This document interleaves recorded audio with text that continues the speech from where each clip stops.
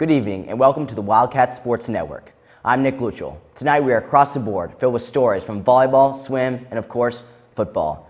Jesus Zumbo and Blake Wade will be in the studio. Plus, Coach Wood will help us recap the regular season. It's the last conference game of the year. The Wildcats need to finish strong going into the playoffs. Tonight is Friday, November 3rd, 2017, and WCSN starts right now.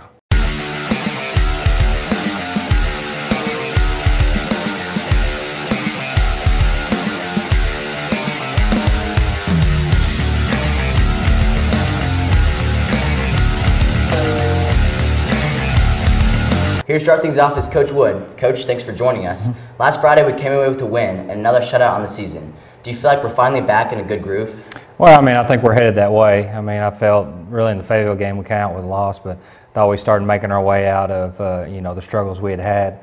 And then I thought we took the next step against Van Buren. Our guys played well. Defensively played really well, created some turnovers, gave us a short field. I think our punt return team did an outstanding job with Tevin and Blaze brothers.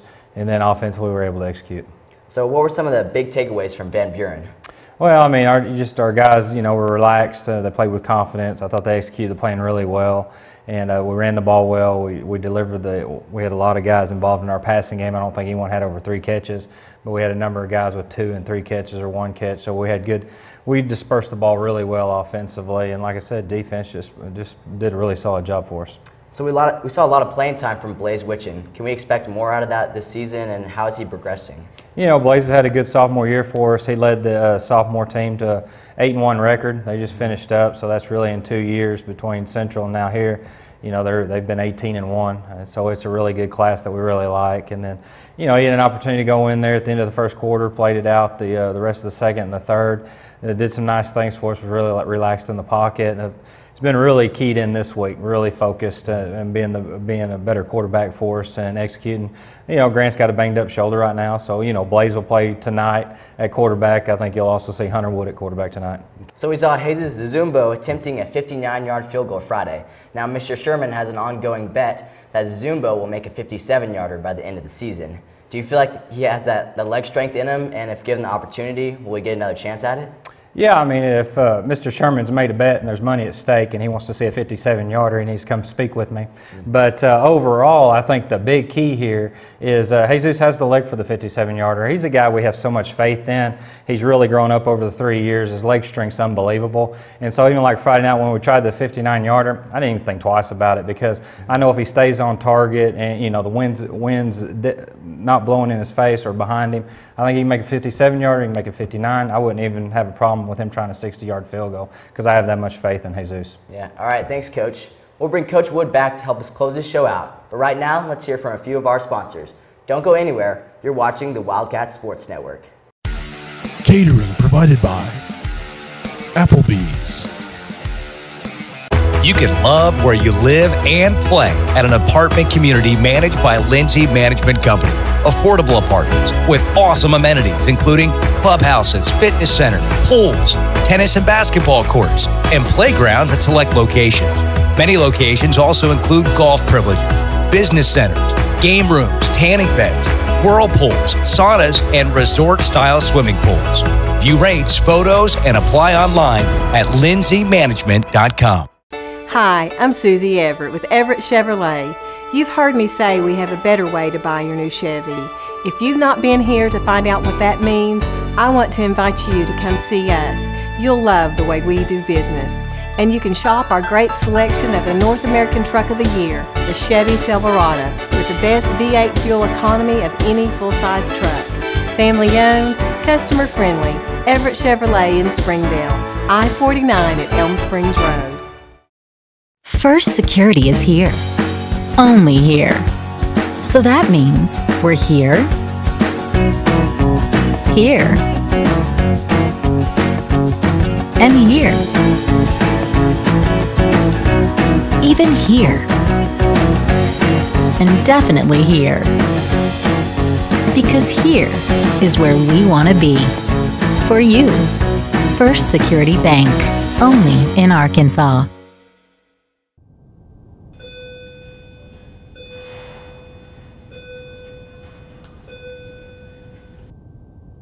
Hey, Nick, catch.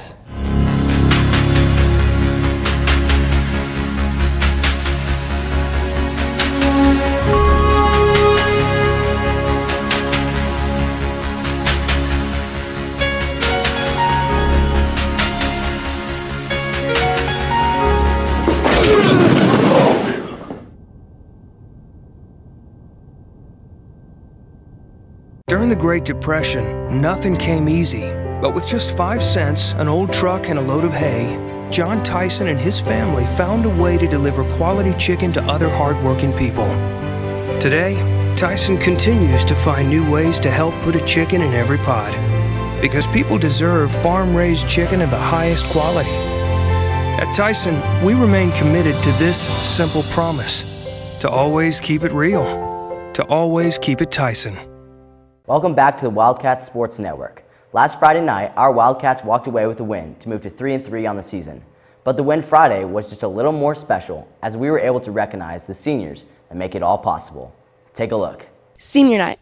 All the preparation throughout high school has led to this moment, a time to reflect on your achievements and look to the future. For some, it's a perfect way to end their high school career and to top off their time as a Wildcat. Make noise for your defense!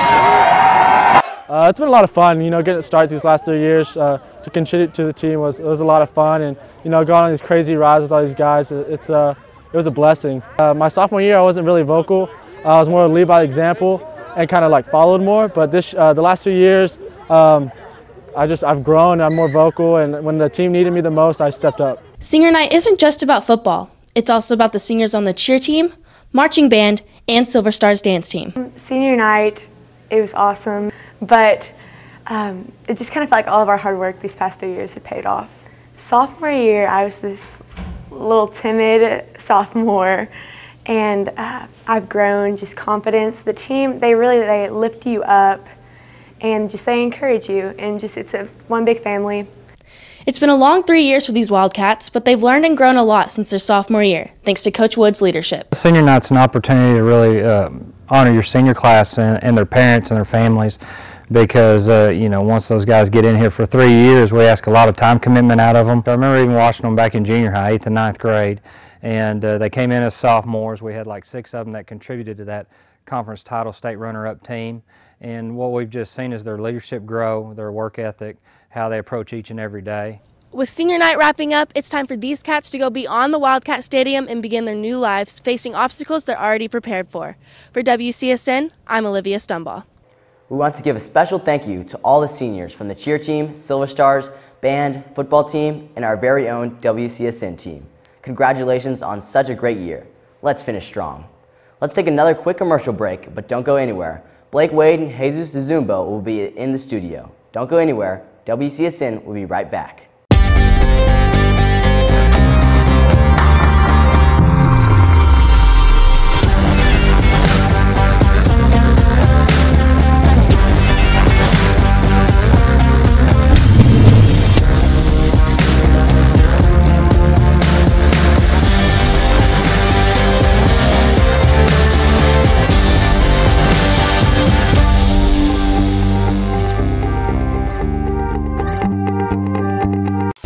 Absolutely, positively want the best heating and air company in Northwest Arkansas, then you need to call Absolute Heat and Air with over 73 years of combined experience.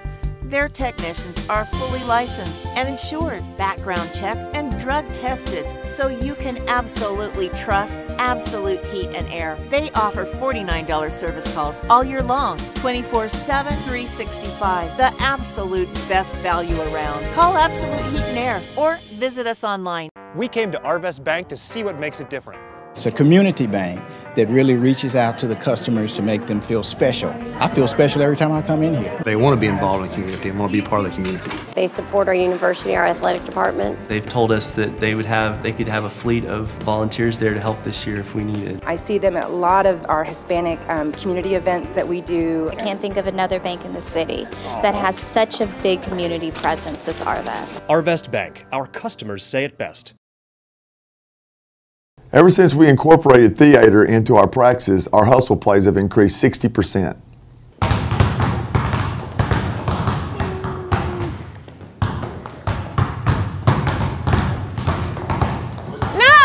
No, guys, I need more emotion. I want to feel it. Show me the emotions.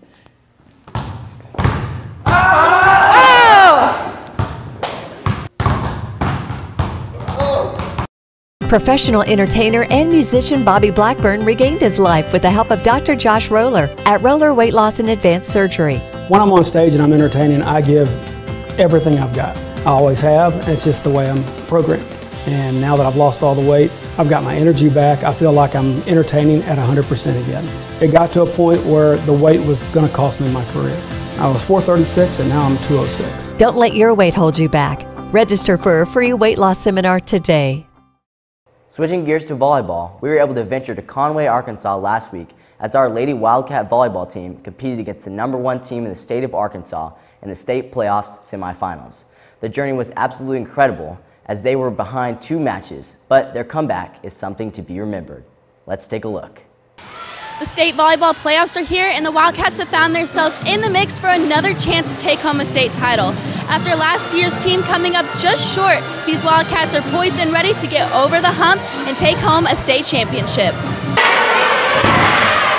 Well, I mean, we started off good, and we've just improved throughout the year, and it's been a ride. I mean, these girls have put their heart into this, and I mean, they deserve what they're getting right now. Every game this season has led to this moment, the playoffs, and the Lady Wildcats are more prepared than ever to take on state. I've learned to enjoy every moment. I mean, can't get this time back, especially since it's my senior year. It's like we want it so bad, and I know my team wants it for us seniors, and so just enjoying the moment every time. And we've been training really hard, and we've been putting the hours in. I mean, we practice every day this week. Even as we're traveling, we're making time to get better and talk about other teams and scout them out. And so we've always put that time in.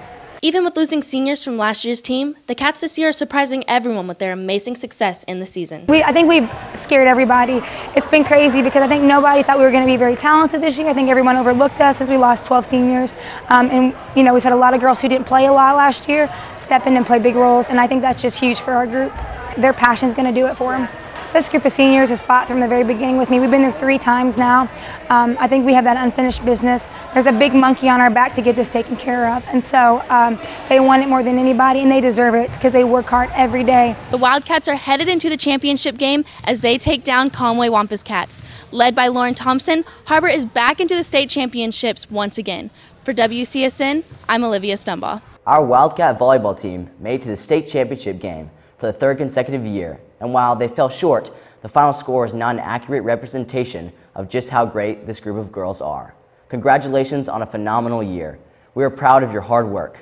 One short break to hear from our sponsors, but don't go anywhere. When we come back, Blake Wade will be in the studio. Don't go anywhere. The Wildcat Sports Network will be right back. Chevrolet has the longest lasting, most dependable full-size trucks on the road. And at Everett Chevrolet, we think the slogan, "Find New Roads," couldn't be more at home than in beautiful Northwest Arkansas.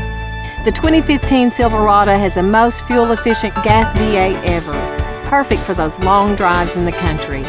And for those new roads that are hard to find, Silverado's rugged power will pull you through. Family-owned, customer-friendly, Everett Chevrolet in Springdale. Wildcat fans, stay connected with your favorite team all year long with the official app of the Har-Ber Wildcats. A free download in the App Store and Google Play, the Har-Ber Wildcat Athletic app will keep you up to date with all things Wildcat. Schedules, scores, rosters, news, social media, final score notifications, as well as live broadcasts are just a touch away. The official app of the Har-Ber Wildcats, proudly presented by Crane Buick GMC. Download today for free in the App Store and Google Play.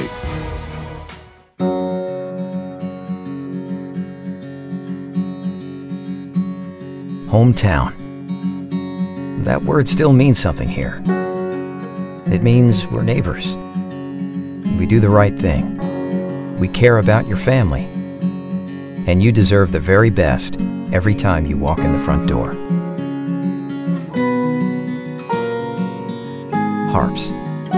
Hometown fresh.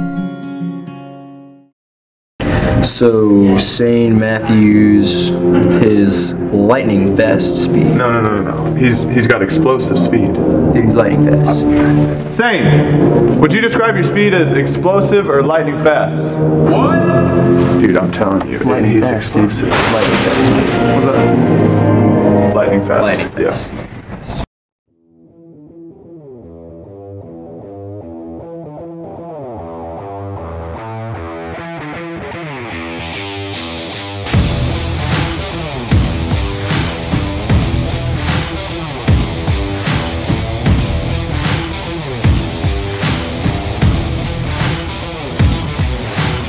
I'm Jimmy, and this has been my definition of fresh since 1983. Back with us now in the studio is Blake Wade. Blake, you've been a big part of the Har-Ber Wildcat defense this season. Talk a little bit about the line and some of the things you've been focusing on this season. Well, our main focus this year is really technique and at the same time getting stronger so we can perform our best game on Friday nights. By now you've probably watched a lot of film of Heritage. What can we expect from them?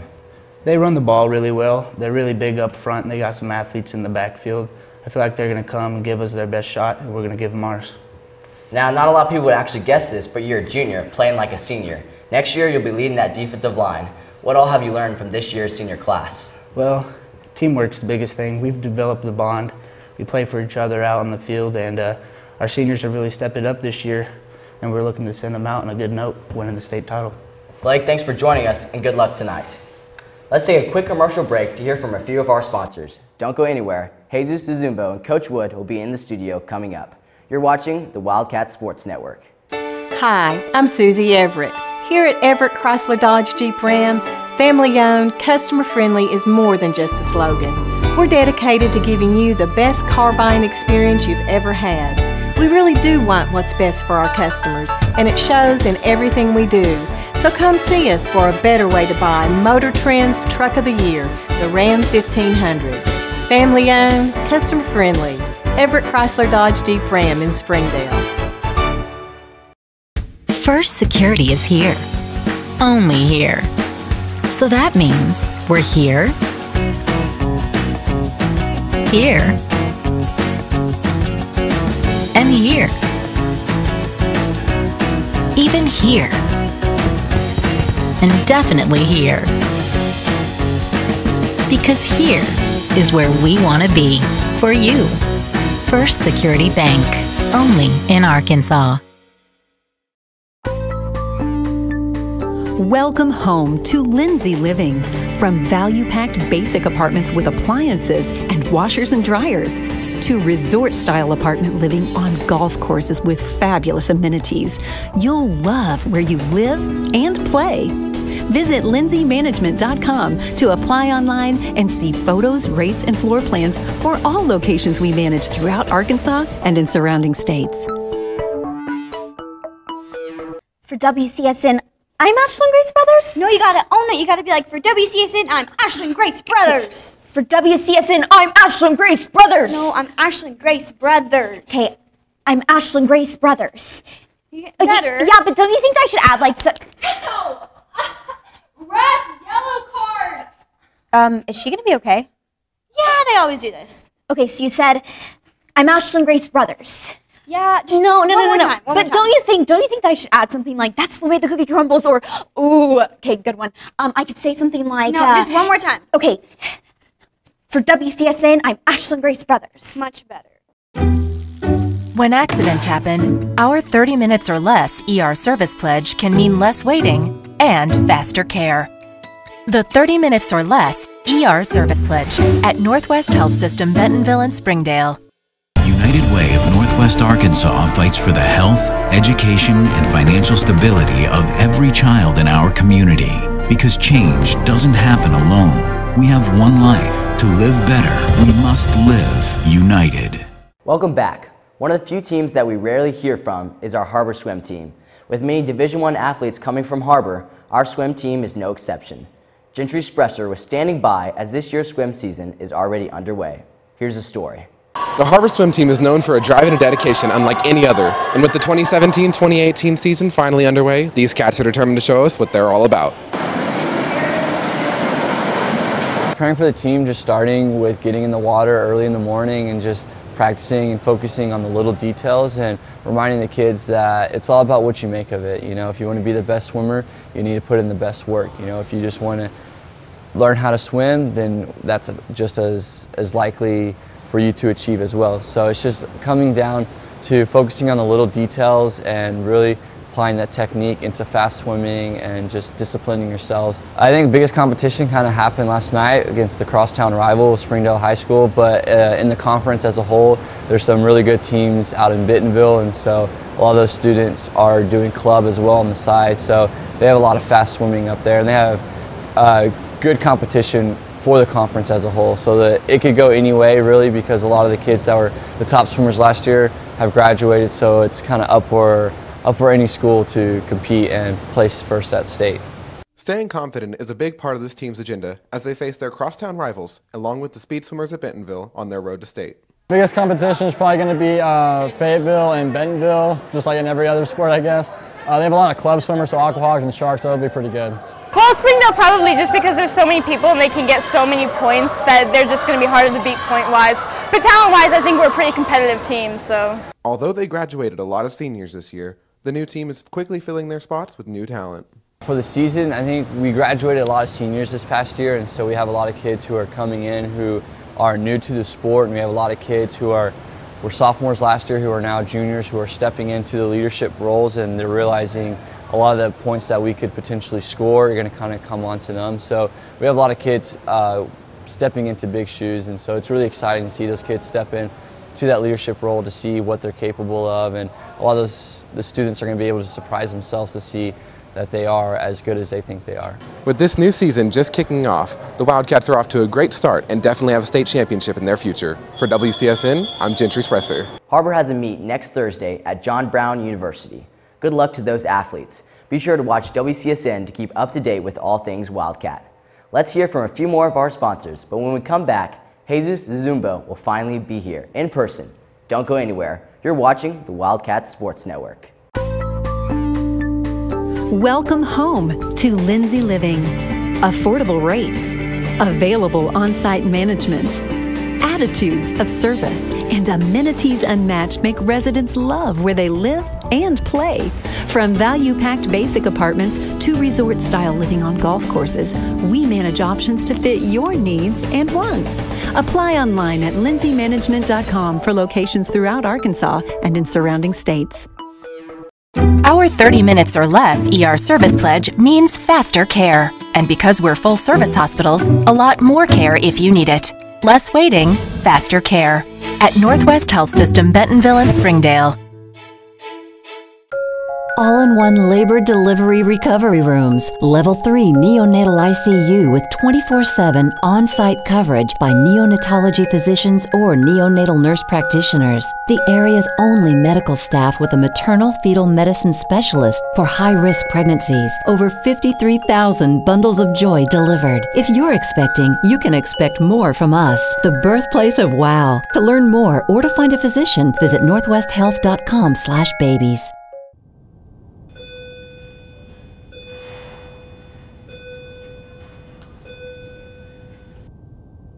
Hey Nick, catch.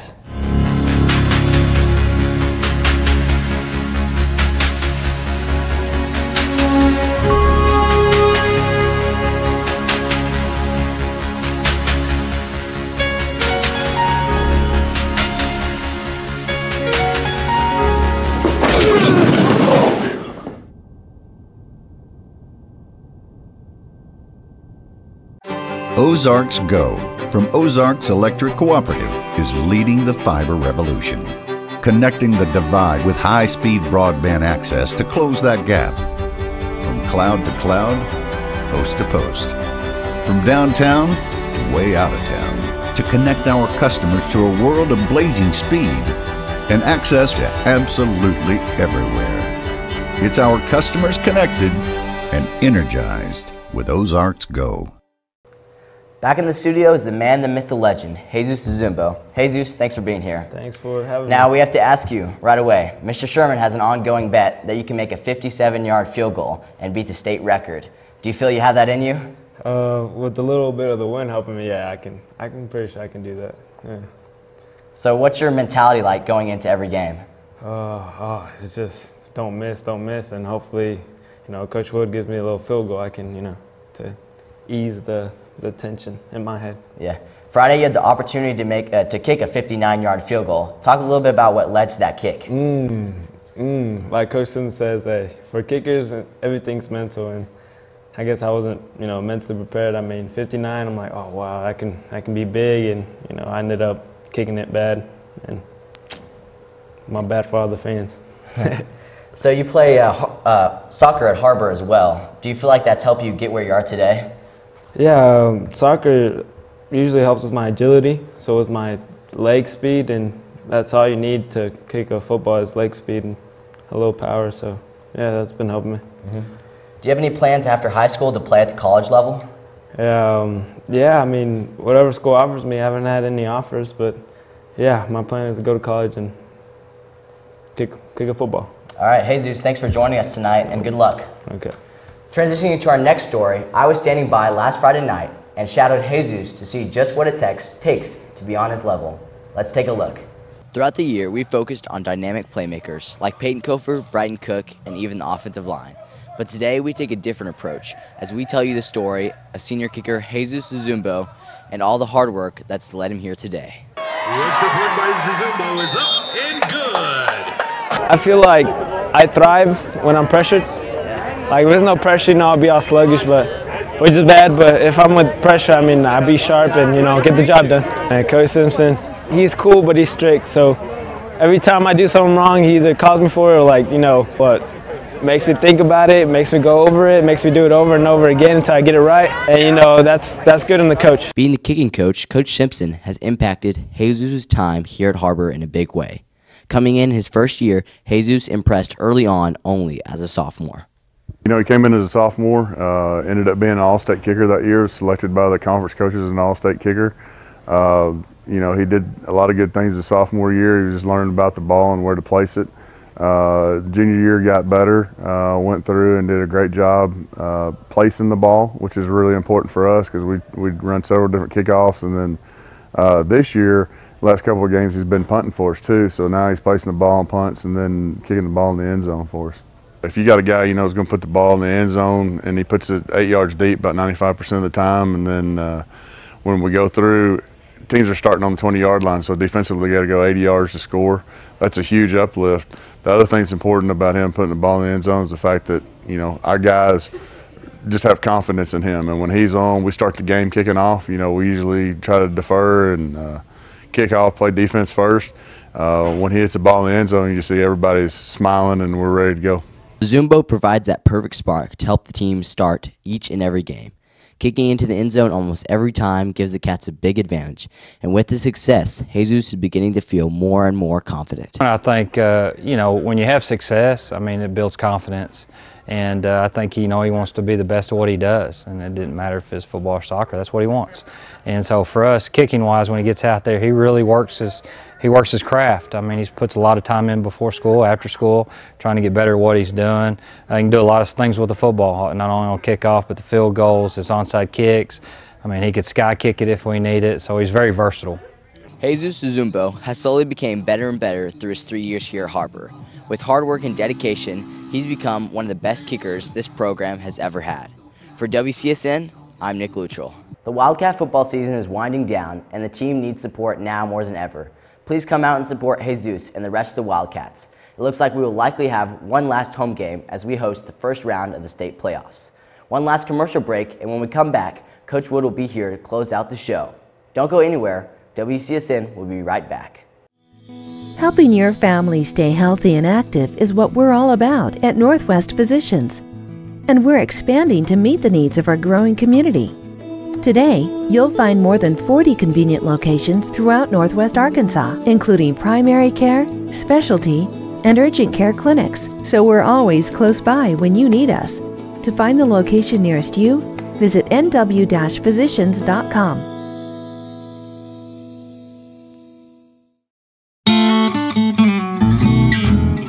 What makes Slim Chicken so delicious? It all starts with fresh, all-natural tenderloins, buttermilk marinated, then lightly hand-breaded with our famous southern spices. And we cook them fresh when you order, every time. Try them with one of our 17 house dipping sauces. So come share a meal with us. Whether you're dining in, driving through, or feeding a crowd, Slim's has you covered. Slim Chickens. Fresh, delicious chicken. Here at Har-Ber, athletes make things run much smoother. Need a runner.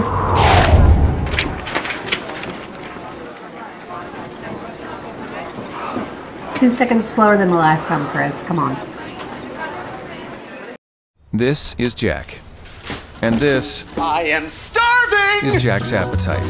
It's never satisfied. I'm hungry. Seriously, dude?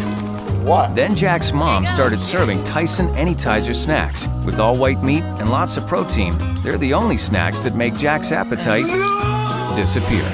Tyson Anytizer snacks. Consider snacking solved. Zaxby's food has always brought people together. Catering to the big moments,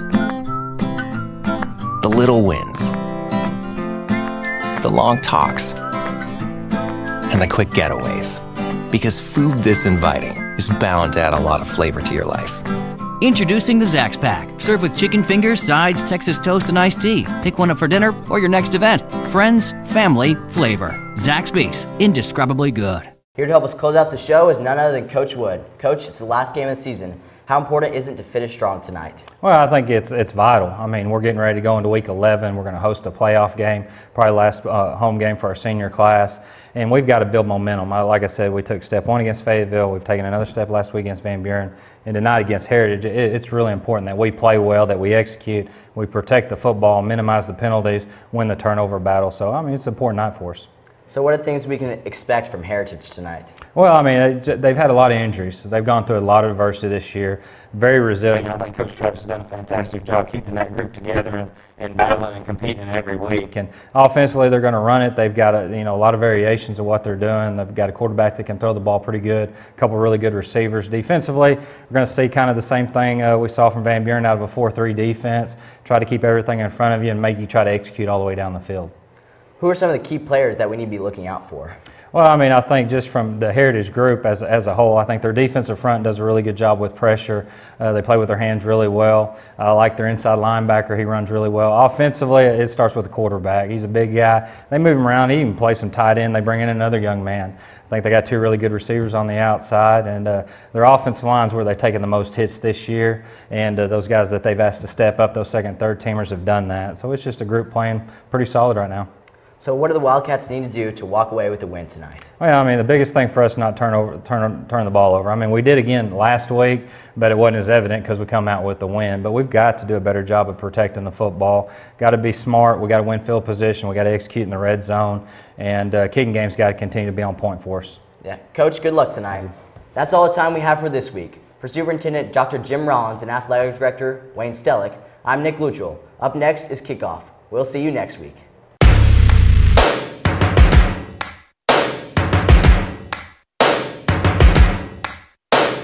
First things first, I'ma say all the words inside my head. I'm fired up and tired of the way that things have been. Oh, ooh, the way that things have been. Oh, ooh. Second thing, second, don't you tell me what you think that I can be. I'm the one at the sail, I'm the master of my sea. Oh, ooh, the master of my sea. Oh, ooh. I was broken from a young age, taking my soak into the masses, writing my poems for the few that look at me, took to me, shook at me, feeling me, singing from heartache, from the pain, taking my message from the veins, speaking my lesson from the brain, seeing the beauty through the... Hey, you made me a believer, believer. Picked off by Eckwood at the 50. Eckwood going to try to return this one. He knows what to do with the football in his hands. It's at the 10 to the 5. Touchdown, Wildcats. It's picked off by Blaze Brothers. It's picked up by Eckwood on the sidelines, and he's on the move. Coper's going to keep it. He's going to blast right up the middle. Tate Coper has another tackler that he scoops out of his shoes. Touchdown, Har-Ber. To the 10 to the 5. Touchdown, Wildcats.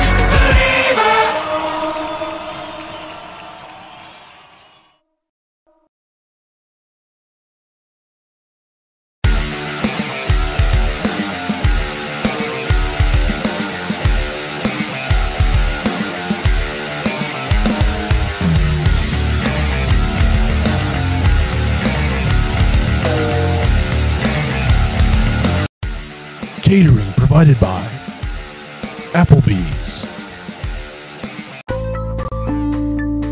Welcome home to Lindsay Living. From value-packed basic apartments with appliances and washers and dryers to resort-style apartment living on golf courses with fabulous amenities, you'll love where you live and play. Visit lindsaymanagement.com to apply online and see photos, rates, and floor plans for all locations we manage throughout Arkansas and in surrounding states. Wildcat fans, stay connected with your favorite team all year long with the official app of the Har-Ber Wildcats. A free download in the App Store and Google Play, the Har-Ber Wildcat Athletic app will keep you up to date with all things Wildcat. Schedules, scores, rosters, news, social media, final score notifications, as well as live broadcasts are just a touch away. The official app of the Har-Ber Wildcats, proudly presented by Crane Buick GMC. Download today for free in the App Store and Google Play. We came to Arvest Bank to see what makes it different. It's a community bank that really reaches out to the customers to make them feel special. I feel special every time I come in here. They want to be involved in the community and want to be part of the community. They support our university, our athletic department. They've told us that they could have a fleet of volunteers there to help this year if we need it. I see them at a lot of our Hispanic community events that we do. I can't think of another bank in the city that has such a big community presence as Arvest. Arvest Bank, our customers say it best.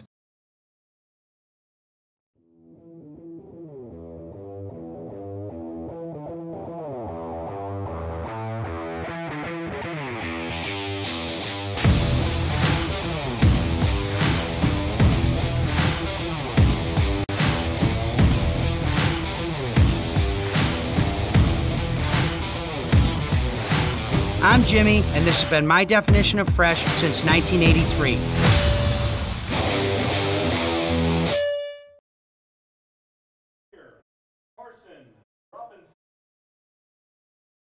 Good evening and welcome to the Wildcat Sports Network. I'm Donald Tucker with the call tonight, sitting in Jackson Braswell's seat as he is out of town on family business.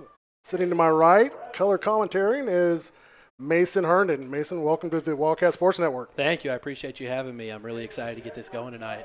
So we've got senior night here at the Heritage War Eagle Stadium here from Rogers, Arkansas. Basically, we're a number 4 seed coming into tonight. Chances are we're going to be the number 4 seed leaving out tonight. What can we expect, and what are the keys to the game tonight? Well, the keys to the game tonight, number 1 is who's playing quarterback. In my mind, I feel like that's on everybody's mind, honestly, and it's got to be on the front and very, very front of the mind of the defensive coordinator of Heritage, because that's going to determine whether or not we're going to be a run-first team or a pass-first team tonight. And so I think you're going to see that. They're going to try and set the tone very early, especially with their offensive line, see what kind of penetration they can get upfield, try to run the ball on early downs, and we're going to see what happens on 3rd and long, whether that sets up maybe a possible screen, maybe a dump ball, maybe a short post route over the middle or drag, or whether or not we're going to try and stretch out the field a little bit more and throw it a little bit deeper, whether or not we can trust, because obviously Grant Allen is hurt, and we wish him a hurry recovery back for the playoffs, but I think this is a smart move to sit him this game and really let him rest in order to basically get to 100%, because we're going to need him for the playoffs. That's 100%. And I think defensively, what's really going to boil down to is, can we contain the run? Because the running back is very good in Dylan Qualls, and I really expect him to have a good game, but not as good as he would have against other teams in this conference. And I think that's because we have a really strong up front unit and a really strong linebacker core that's really going to bottleneck him up through the middle. And if you're running right into Alejandro Ramirez, you're going to have some problems. So we're going to see what kind of disruption he can have there. And I think that's going to set the tone early as well. So whether or not our defense can hold them depends on whether or not we can make them throw the football on us, because I feel like our secondary can play underneath and over the top, and really that's where we shine, making plays on defense and setting our offense up in some good field position. Right. So Har-Ber comes into the game tonight 6-3 overall, 3-3 in conference. We're playing here at Heritage. They're 1-8, 1-5 in conference. How do we match up to a team like Heritage? I think, honestly, this team is very good, and I think we've had a really tough schedule these last, the last 3 games before Van Buren. We've been really stretched thin, and we're a little banged up, to be honest with you. One of our starting linebackers goes out, our starting quarterback, as you heard us talk about previously. And so I'm very concerned on how we're going to really replace some of those guys. Maybe there's some people who aren't so easy to replace as others, for sure, but this is a game of football, and it's next man up. So I think we match up still very well, especially on the defensive side of the ball up against their offense, because one of the best things about our defense is our run defense, and that's pretty much all they do. Heritage, right? That's heritage right there. But Har-Ber's had a really good record coming in and playing in this place. I'm not sure we've ever really lost in this house. So we like to make a statement early, and so does Coach Wood. He likes to set the tone, and that's how he's always coached right from the beginning. He basically wants to stretch the ball at the beginning of at the very first down, very first series. He wants to go down and score. Strike, so right. It would be very surprising to me if he doesn't get the ball first. He does like to get the ball in his offense and go down there. Now, this is a little bit different because you have a different starting quarterback. So it also wouldn't surprise me if he lets his defense maybe try to get some points early, maybe try to cause a fumble and get us really set up and see what kind of offense we're going to see tonight. Right. What are the keys tonight? What does Har-Ber need to do right for this game to be a victory? This victory boils down to our offensive line. Our offensive line, if they can protect our new quarterback, and if we can run the ball on early downs and even 3rd and short, we're going to win this ball game, because I'm very confident we can run this ball up and down the field. Right. Well, excellent. Well, thank you for joining us tonight. We'll finish off the senior night here at Heritage High School, and we'll be back with the Wildcat Sports Network for kickoff. Don't go anywhere. We'll be back in just a minute. Ever since we incorporated theater into our practices, our hustle plays have increased 60%.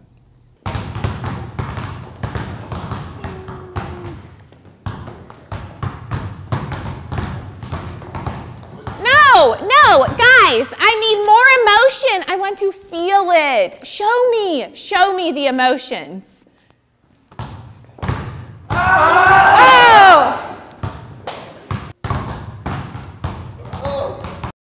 Chevrolet has the longest lasting, most dependable full-size trucks on the road. And at Everett Chevrolet, we think the slogan, "Find New Roads," couldn't be more at home than in beautiful Northwest Arkansas.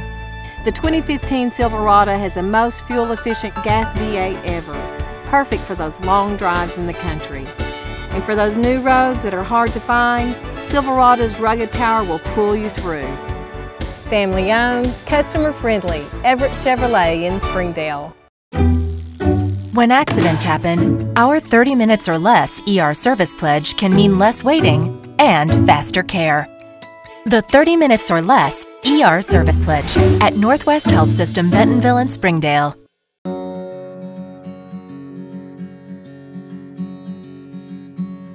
Hometown. That word still means something here. It means we're neighbors. We do the right thing. We care about your family. And you deserve the very best every time you walk in the front door. Har-Ber's. Hometown fresh. If you absolutely, positively want the best heating and air company in Northwest Arkansas, then you need to call Absolute Heat and Air with over 73 years of combined experience. Their technicians are fully licensed and insured, background checked, and drug tested, so you can absolutely trust Absolute Heat and Air. They offer $49 service calls all year long, 24/7, 365. The absolute best value around. Call Absolute Heat and Air or visit us online. Helping your family stay healthy and active is what we're all about at Northwest Physicians. And we're expanding to meet the needs of our growing community. Today, you'll find more than 40 convenient locations throughout Northwest Arkansas, including primary care, specialty, and urgent care clinics, so we're always close by when you need us. To find the location nearest you, visit nw-physicians.com.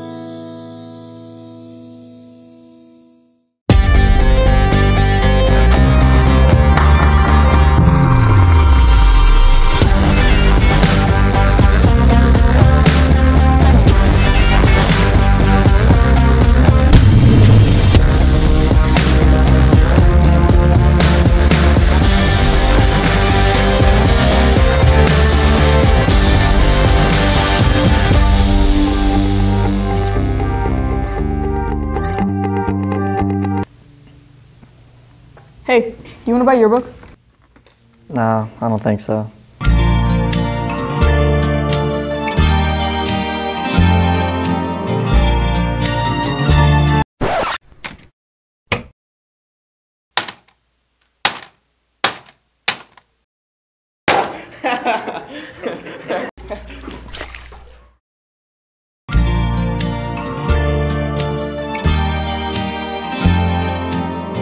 Don't say no to the Wildcat. Visit yearbookforever.com to order yours today, or see Miss Sprague for more information.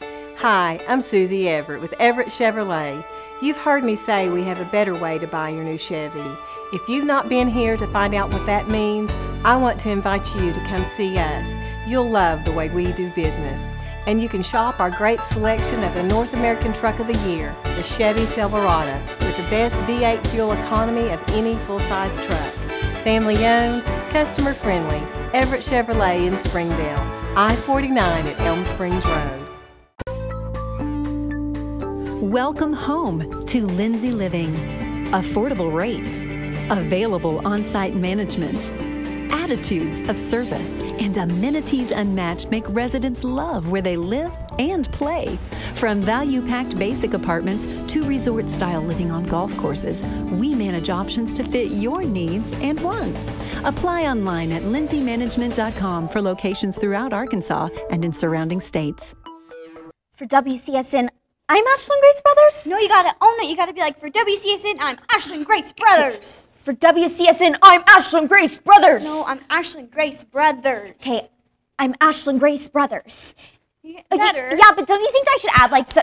Ow! Red, yellow card. Is she gonna be okay? Yeah, they always do this. Okay, so you said, I'm Ashlyn Grace Brothers. Yeah, just no. But don't you think that I should add something like, that's the way the cookie crumbles, or ooh, okay, good one. I could say something like, no, just one more time. Okay. For WCSN, I'm Ashlyn Grace Brothers. Much better. This is Jack. And this... I am starving! ...is Jack's appetite. It's never satisfied. I'm hungry. Seriously, dude? What? Then Jack's mom started serving Tyson Anytizer snacks. With all white meat and lots of protein, they're the only snacks that make Jack's appetite disappear. Tyson Anytizer snacks. Consider snacking solved.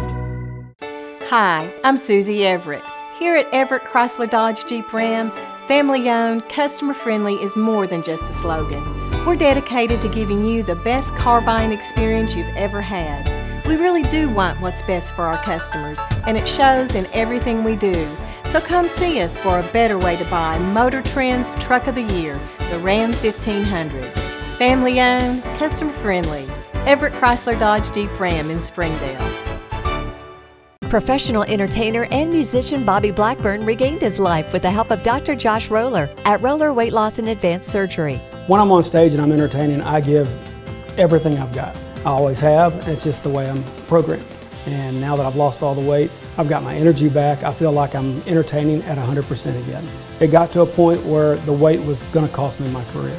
I was 436 and now I'm 206. Don't let your weight hold you back. Register for a free weight loss seminar today. Zaxby's food has always brought people together. Catering to the big moments, the little wins, the long talks, and the quick getaways. Because food this inviting is bound to add a lot of flavor to your life. Introducing the Zax Pack. Served with chicken fingers, sides, Texas toast, and iced tea. Pick one up for dinner or your next event. Friends, family, flavor. Zaxby's. Indescribably good. First Security is here. Only here. So that means we're here, here, and here. Even here. And definitely here. Because here is where we want to be. For you.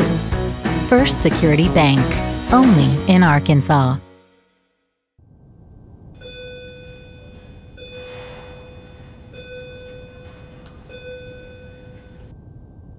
Hey, Nick, catch.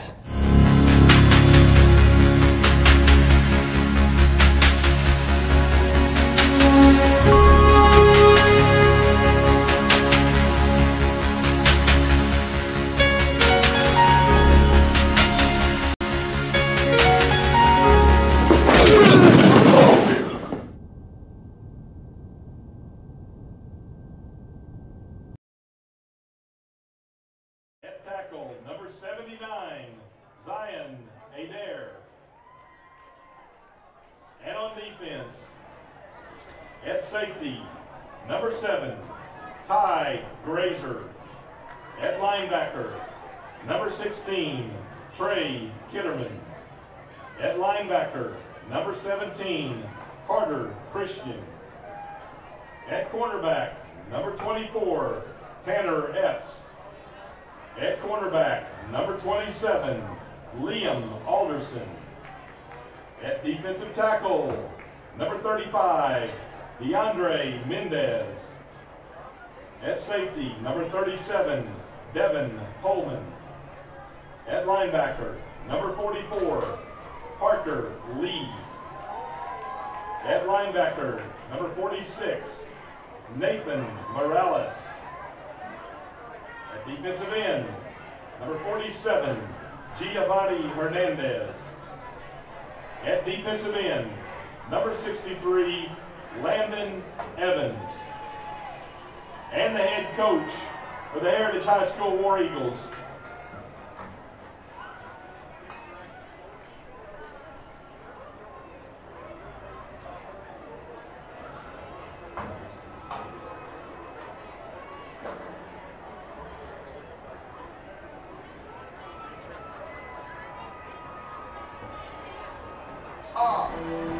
we no game. Feel like a champ. Feel like a champ. Feel like a champ. Feel like a champ. Gotta win for the ring. Yeah, we no game. I'ma teach you how to score. Touchdown. Julio. He goes first. He goes first. He goes first. He goes first. Let's go. He goes first. Have you ever seen birds on the field play? Have you ever seen birds on the field play? Have you ever seen chickens go Have you ever seen chickens go Welcome back to the Wildcat Sports Network as the Wildcats get ready to run onto the field. Looks like Heritage won the toss there, Mason, and deferred to the second half, so the Wildcats will start with the football.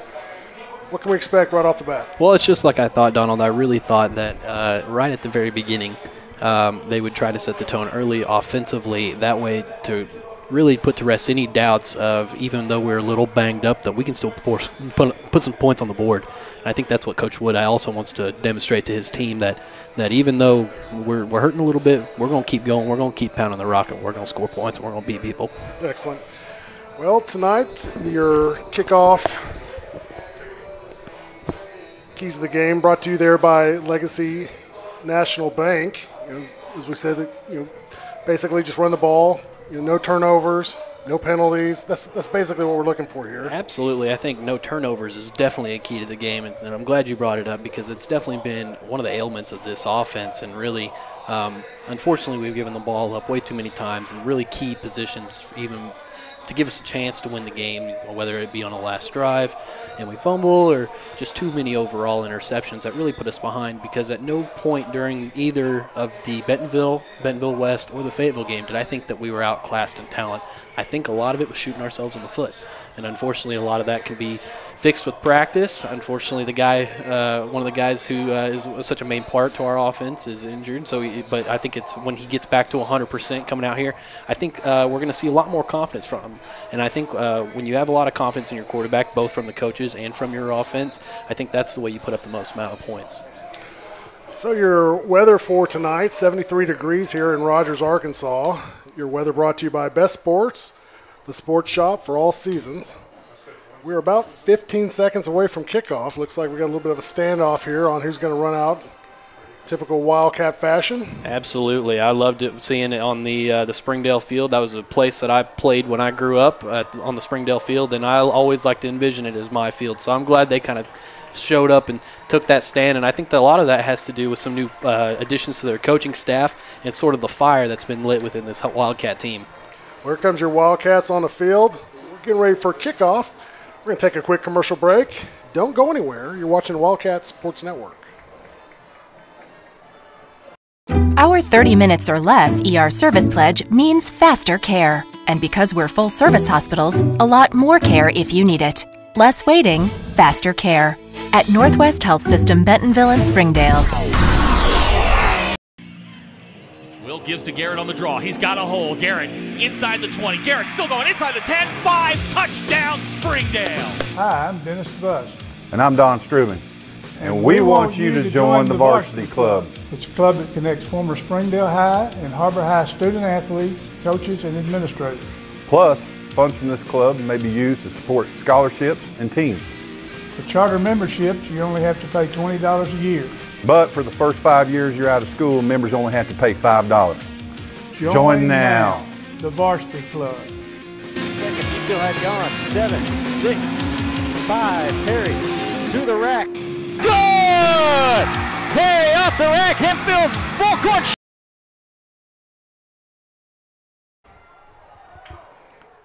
Welcome back as we come mid-kickoff. They're back at you. That's Blaze Brothers on the kick return. He's going to get across, looks like the 42-yard line, but we do have a flag on the play. The flag looks like it's either going to be, I'm going to guess, either a block in the back or a holding on us, unfortunately. A little bit of a correction, though. We did win the toss, and we elected to receive, just like I thought we would come out and really go for the offense first, really try to set this tone. And I really believe that it's going to come down to this offensive line and how well they can protect our skilled players on the backfield. It usually does, right? The offensive line is kind of the foundation of your offense. Absolutely. I mean, Yes, unsung heroes, if I could. Absolutely. Unsung is unfortunately the key when you're playing offensive line, and unfortunately you don't get no glory, but everybody sees you jump off sides or make a holding call. So we're going to see how we set the tone and how we get off early. So the Wildcats come up. We got 2 split to the bottom of your screen, 2 to the top, 1 set back. Starting on offense. Hands up the middle, that's Collins. Collins met immediately at the line of scrimmage. He might have got a yard on the play. It's going to bring up 2nd and 9 for the Wildcats.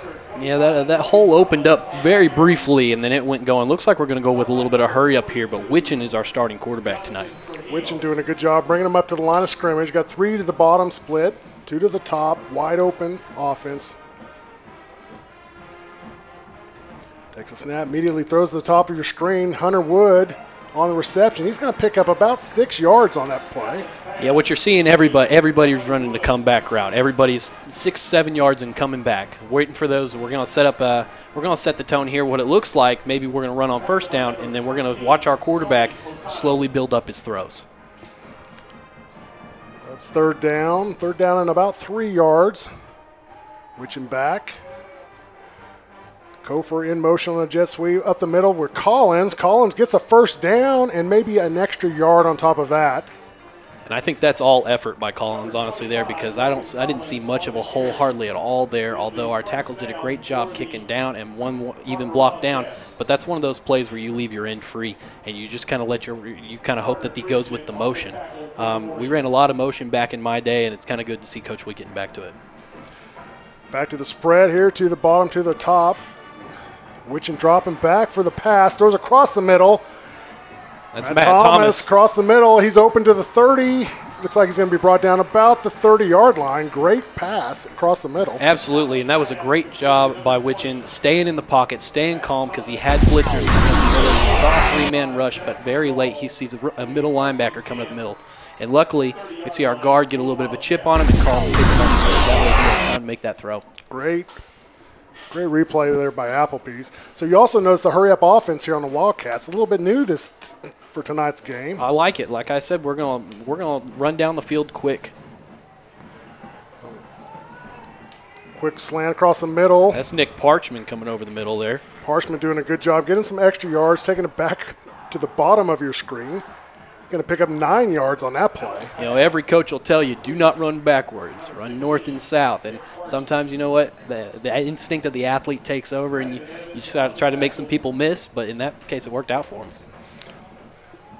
So Witchen back, quarterback to the top, to the bottom. Looks to your right, throws across to the top.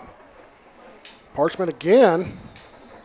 And that's enough for the 1st down. He's going to tack on about 6 on top of that. Well, Donald, what we're seeing is something that I completely didn't expect at all, and I really thought we'd run the ball and set the tone that way, but it looks like we ran the ball twice, and every other play has been some sort of pass play, and not all of them are too long except for that one to Matt Thomas, which was on the money. So Witchin back, or excuse me, yeah, Witchin back up line of scrimmage. We've got 3 to the bottom, split, 1 to the top, and then we have a lone setback. That was a jailbreak blitz, and it was a great pickup by our offensive lineman and a great job by Witchin getting out of there and recognizing the blitz and knowing that he didn't have much time. So Witchin can be chased out of bounds. He's going to pick up 5 yards on the play. Allen on the carry, gain of 3. So we're in the goal line. We're in the red zone here, but luckily we're not at 2nd and goal. We're at 2nd and 7, so we still have the opportunity to pick up the first down. Do you think they're going to go for the end zone here, Donald, or do you think they're going to pick up first? No, they're going to score. The red orthodontics red zone. Pitch outside to Kofer. Kofer finds a seam, gets to the 2-yard line. Kofer definitely has the speed, but unfortunately, I think he relies on it a little too much personally. I think like he knows he had a seam there to jump outside, and he sees a clear path, but he's running so quick, I guess it's tough to make a stop on that dime and make that cut real quick. But, man, is he fast. Yeah, he is fast. One of the fastest guys in the state. So Wildcats down on the 2-yard line, 1st and goal. Witchin back at quarterback, 2 to the bottom, 2 to the top. That's Collins up the middle with the ball. Looks like a touchdown for the Wildcats, and it is. What a great second effort by Collins there. He got plugged up in the hole real quick, spun out of the tackle, and the Wildcats put 6 points on the board. And just like you call first possession, take charge, get down, march it downfield, and score a touchdown. First possession, is that what? What I saw there was even better than what I expected because I saw our offensive line adapt, change, and even react to some of those blitzes, and I really saw a calm, collected quarterback make some really difficult throws. Good call. So Zumbo back for the extra point. Snap is up. It's good. And the Wildcats are 7. First possession here.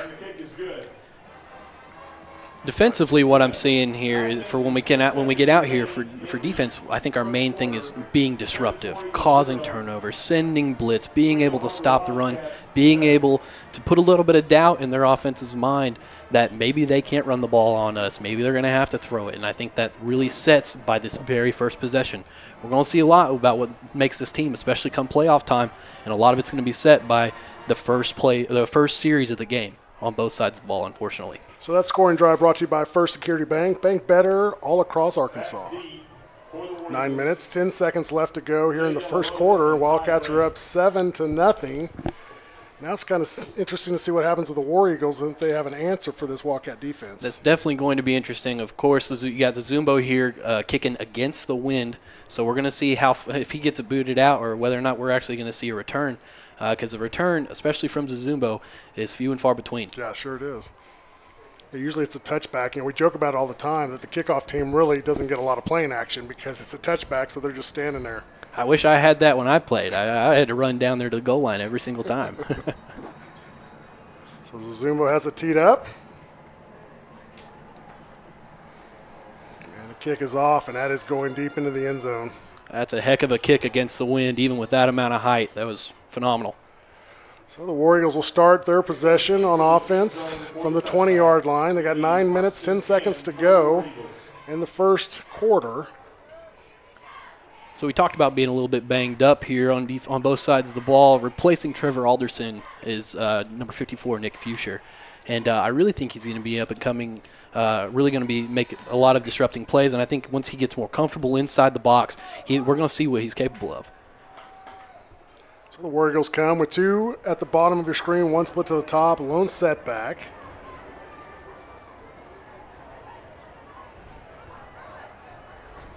Takes a snap, hands up the middle, gets some penetration there. He does pick up a first down on the first drive. And the tackle's made by Chop Sanders, and that's a heck of a tackle. So what you're seeing here, Donald, is right up the middle. You got 2 new linebackers playing on the inside because Brighton Cook is playing back at safety.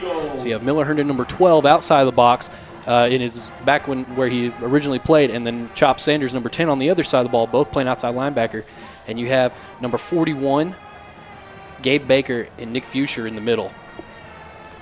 So the War Eagles come to the line of scrimmage, 2 to the bottom, fake the handoff, take the slant off the top. Looks like he breaks the tackle and gets outside, and he's going to be wrapped up just short of the first down, but is in bounds. Well, that's number 12, Miller Herndon, getting over to the outside, but what I really saw and what I really liked out of that play was Blake Way getting really good penetration on that inside gap, getting his hands up, and made that quarterback throw it a little bit quicker than he expected to. So 8:19 on the clock. War Eagles come to the line of scrimmage. It is 2nd down and 3. Looks like the Wildcats here it looks like they're bluffing with 5 blitzers almost every time here. And you have Brighton Cook playing single-man safety over the top with Tevin Eckwood man up over here on the outside. And they end up sending 4, and that's a fumble. Fumble on the play. War Eagles do recover. Bad part about that, Donald, is they do lose about 3 yards. So maybe bad for them, good for us. Yeah. So that's 3rd down and 7 for the War Eagles. Just a bobbled snap, it looks like. So it'll be interesting to see here with 3rd. Obviously, when you play defense, your number one thing is to watch the ball. But in this situation, 3rd and long, you got to be looking for some things like screens and stuff like that, especially if they have a good tailback out of the backfield who can catch the ball. So War Eagles line up. They got 2 to the top, 2 to the bottom, 1 split low across the middle. There it is. There's that tunnel screen, and that's going to make a heck of a tackle by Chop Sanders. Sanders on the tackle, does a good job pursuing, staying in the coverage. That's going to bring up 4th down and 6 for the War Eagles. Looks like the punt team will be coming on. That play right there is something you dream about as a linebacker, whether you're inside or outside. You read the tailback, you see where he's going, and then even better, you see one coming up to your face, and lo and behold, he has the ball, so you can pretty much lay into him pretty good, especially when he's unexpected right there. So that's an end-over-end punt. A little bit of confusion. No one called it, but we got Eckwood able to make some plays. Eckwood gets penetration. We got a flag on the play. Tevin Eckwood on the return. 8-yard return, but there is a flag on the return. So it looks like the ball's down at the 29-yard line. We'll wait to see what the penalty is. Holding on the Wildcats, so that'll back him up. 6:29 to go in the first quarter. Wildcats with their 2nd possession getting ready to start. They're going to start it from looks like the 18-yard line. Not exactly a good kick return. Or excuse me, a punt return for the Wildcats, but just a little bit of confusion, though, Donald. I think we'll get it ironed out real quick. So Witchin back at quarterback. He's in the shotgun. Hands off up the middle. Met immediately. That's their inside linebacker getting real good penetration, reading our linemen. And unfortunately, our linemen just not getting quite quick enough all the ball there. And that hole blew up right in the backfield. So Kofer on the play. Picks up, looks like about 3.5 yards. That'll bring up 2nd down, and let's call it long 7. Well, that was a heck of an effort just to fight for those 2 yards, to be honest.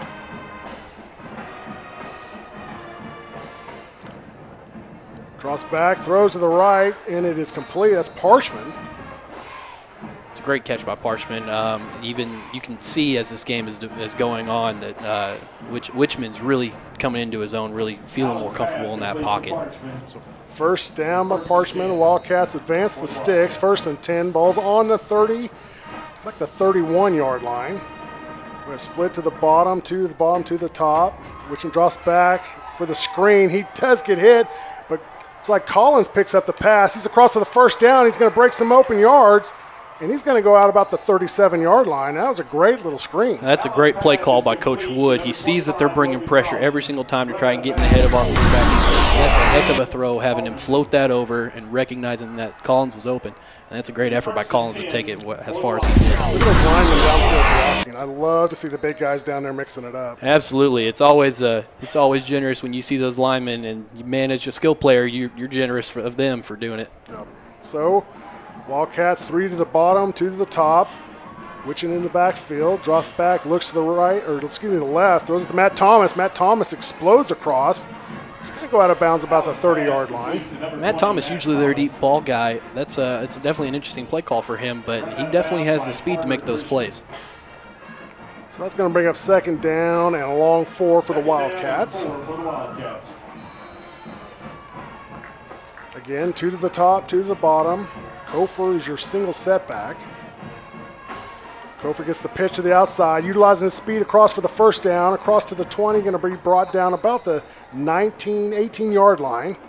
So it's first down for the Wildcats. Kofor wasn't quite sure he was down yet, though, and you know what? From up here, it doesn't look like it either. He definitely rolled over that guy, but you know what? Just in case that whistle doesn't blow, you always got to be moving. Get those legs going. So first and 10 for the Wildcats. 5:14 in the fourth quarter. Wildcats have the ball. They're on the 18-yard line. And spread offense where we have the two to the top, two to the bottom. Matt Thomas comes up the block. Witchin looking for his guy. He's going to roll out to your right. Gets around the corner. He gets tackled in the end zone for a touchdown. Har-Ber Wildcats. That's just a great play. That play doesn't happen without the block by Nick Parchment out there on the end, blocking those two end guys and giving Ricky the amount of time to run over there. And you'll see it on this little bit of replay here. Both those guys, takes them both, and then it's all about effort at the end there to get in. Takes one for the team as he gets hit on the way into the end zone. Not something you'd like to see your quarterback do, but if you're going to get 6 points out of it. I'll tell you what, that is the Har-Ber offense. You get your plays whoever makes them, and a lot of the times that happens to be your quarterback. Zumbo for the extra point. Snap is down, kick is up, and it is automatic. But we do have a flag on the play. Looks like it's going to be against the War Eagles. Offsides on the War Eagles. So that'll scoot the ball up half the distance. So we'll be at the 1.5-yard line. Oh, Wildcats decline it. Against Heritage is declined. So that was good practice. Azumbo, one of the most accurate kickers in the state of Arkansas, especially at the 7A West or the 7A conference level. Donald, quite possibly one of the most accurate kickers in Wildcat history. That's a good argument. Snap, kicks up, kicks good. And that's going to put the Wildcats at 14. So we're going to take a quick commercial break, give our sponsors a chance to toot their horn. It's 4:52 in the first quarter. Wildcats 14, Heritage 0. We'll be back right after this. Helping your family stay healthy and active is what we're all about at Northwest Physicians. And we're expanding to meet the needs of our growing community. Today, you'll find more than 40 convenient locations throughout Northwest Arkansas, including primary care, specialty, and urgent care clinics, so we're always close by when you need us. To find the location nearest you, visit nw-physicians.com.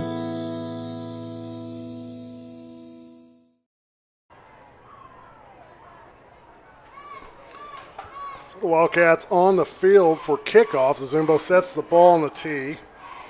14, 2 possessions on offense, 2 touchdowns. Mason, is that kind of what we can expect for the rest of the night? I should hope so, and if it continues, you may not see your starters much longer. You maybe get some rest for playoff time.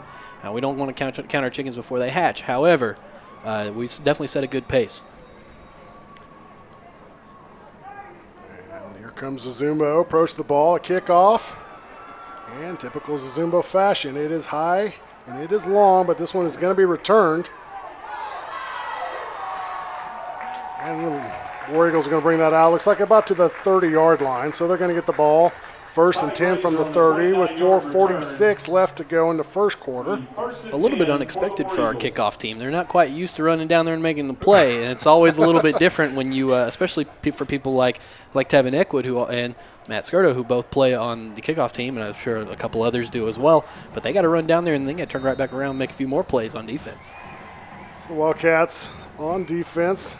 We're just going to the line of scrimmage. They're going to have 2 to the bottom, 1 split way to the top.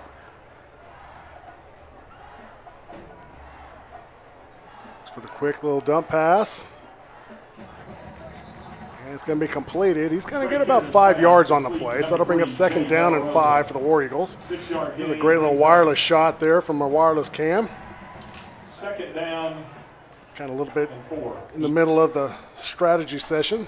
You got to love the strategy sessions. That's definitely a new technology that's really taken the athletic world by storm, is being able to see exactly what mistakes you're making, if you're making any, right there. I don't like my mistakes being pointed out in real time. Second down and 4. Hands off to the left-hand side, brought down immediately right at the line of scrimmage, or excuse me, the first down stick, but we do have a flag on the play. So that worries me a little bit more just because you're running away from Alejandro's shaded side. You're running into a couple of a little bit newer linebackers, but are good and who made the tackle there. However, this running back's quite large. You got to hit him a little bit lower below the waist because if you try to tackle him up high, it's going to take every bit of 2 or 3 of them. Yeah, he's a leading rusher in the 7A West Conference. I think he's right at 1,000 yards. And the Wildcats may quickly find out why if they don't start gang tackling him or hitting him below the waist. Yeah, hit him low. Got to hit him low. So 15-yard penalty against the War Eagles. That's going to bring up second down and 19. So in this situation, you got to be looking for a screen, and you got to be looking for the deep ball. War Eagle takes a snap, drops back. Same dump pass there at the bottom of your screen. It is complete, but he's going to take up, looks like about 5 yards. That's going to bring up third down and 14. That's a tough play call just because I think he wanted really the number 2 wide receiver there that was running the wheel route outside of that, because that really makes it a tough third and long here. And they may try to catch him off sides, but now unfortunately you have the burden of throwing the ball deep or maybe trying a little bit of a draw play, but you're really expecting a lot out of your offense if you put them in a lot of third and plus 10 yards. So up to the line of scrimmage, to the bottom of the screen, one of the top. He's looking down, pressured out of the pocket, and he's going to be brought down for a big loss. That's a great play by number 87, Chris Turner. You saw him right at the very beginning. He blitzed off the edge, and I think Coach knew right then that's who they wanted in there for that play. You see here, great penetration, great pursuit. Big loss, brings out the punting team. It's fourth down and 20. And there's 3 minutes, 15 seconds to go here in the first quarter. Got Eckwood and Brothers back for the punt return. Looks like Eckwood will take the punt return, hands it off to Brothers around the outside. There's a big flag coming in from the bottom of the screen, and there's Brothers into the end zone for the punt return. That may be coming back.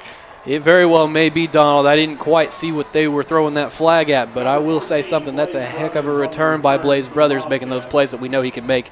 So see what happens when one of them calls it, and I expect that from Blaze Brothers, who also plays baseball. I got it, or you got it. And then the little reverse play right there in the cell out of Eckwood to really give Blaze an opportunity. So that is coming back. It's a hold on the Wildcats.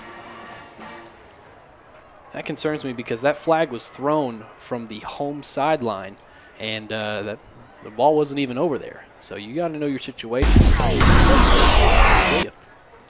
A great replay shot. Watching Brothers just making people miss. I think that was the square button. That's the B button, or the circle if you're if you're PlayStation. That's right, if you're PlayStation. That's the spin move. Nice. So the Wildcats will get the ball on the 42-yard line. First and 10, 2:52 in the first quarter.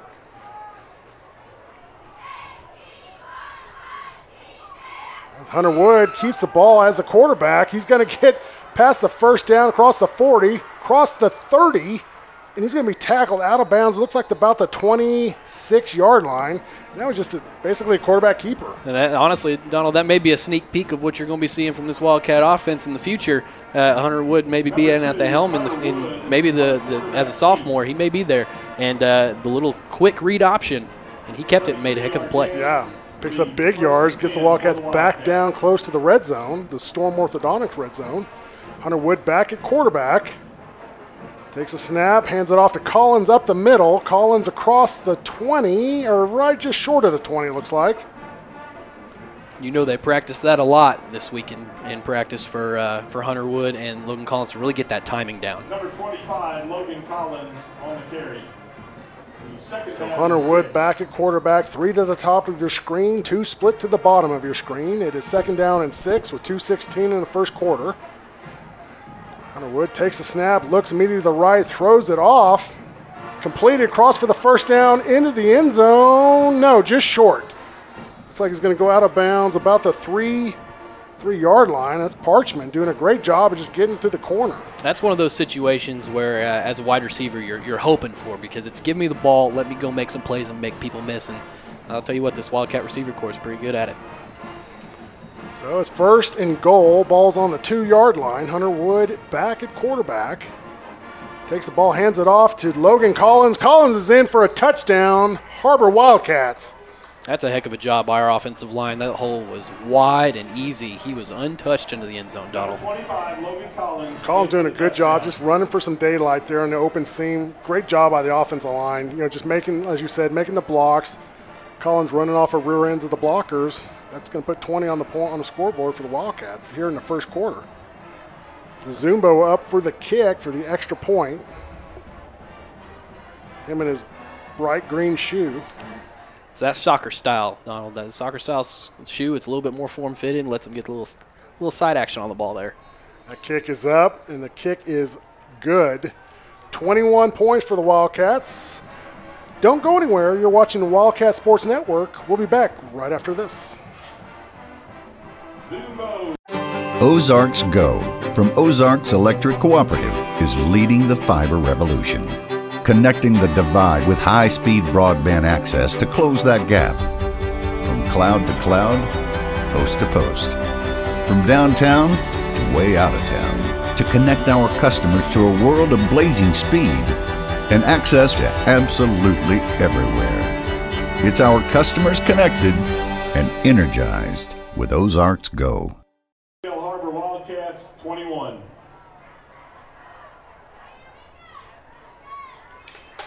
Welcome back here for Wildcat Sports Network. I'm Donald Tucker with your call. Next to me is Mason Herndon on the color commentary. Mason, 21 points. We're still a minute 52 into the first quarter, left to go in the first quarter. Is it going to be like this the rest of the game? It's always a good day when you can kick off the ball 3 times in the first quarter, Donald. That means your offense is doing something right. So we're going to see how this translates over into our defensive side. We haven't seen a whole lot of them tonight, and I'm sure the defense is really excited to be on the sidelines for extended amounts of time, because that means that their job is easy and the offense is chewing up some good clock. So Zumbo approaches the ball. The kickoff is deep. Looks like it's going to go in for the touchback. That kickoff brought to you by the Varsity Club, connecting after competition. So the War Eagles will gather up, see if they have an answer for this Wildcat defense. Well, I think a lot of that boils down to their execution and whether or not the quarterback's making the right read on second and forever and throwing the ball that really is going to get them the most amount of yards back. But it's also a great job by our Har-Ber defense, really disrupting and making him make quick decisions. So up the line of scrimmage, 2 to split to the bottom, 1 to the top. They have a single setback. Takes a snap, hands it off around the right-hand side of the bottom, met immediately by the line. Looks like Eckwood and Chop Sanders and Brighton Cook coming up to assist. That play does not happen unless you get that kind of penetration from your defensive line, because that's who made it bounce them out. And luckily, the defensive linemen know that they have a lot of help out there on the sides. So if they bounce it out, you got Chop Sanders and you got Miller Herndon, who are able to stretch out that play and really come up and make the tackle. 2nd down and 8 for the War Eagles. It's 2 split to the top, 1 to the bottom, single setback, quarterback at shotgun, takes a snap, fumbles the handoff, and that's going to get the War Eagles at the 20-yard line.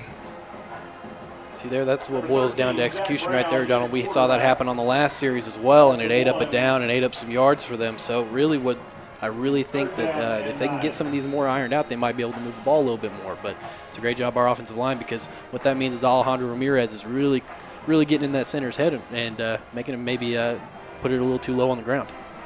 So it's 3rd down and 9 for the War Eagles. Quarterback under center, takes a snap, rolls to the top of the screen, throws out of the flat. It is looks like that's intercepted. Picked off. Nope, they're going to say incomplete. I'll tell you what I really liked out of that play, Donald, was number 41 coming up the middle and really disrupting that quarterback, hitting him, really making him throw the ball inaccurately and where it hit the dirt. Mascardo on great coverage there. He had a play on the ball and just unfortunately hit the ground just before he got there. So the punt team comes out for the War Eagles. Basically 3 possessions, 3 punts so far. And this is what we saw a lot of from the very beginning of the year from our Har-Ber defense with those shutouts. And we're kind of hoping to put another one on the board tonight, and I'm sure that's what coaches really talked about all this week.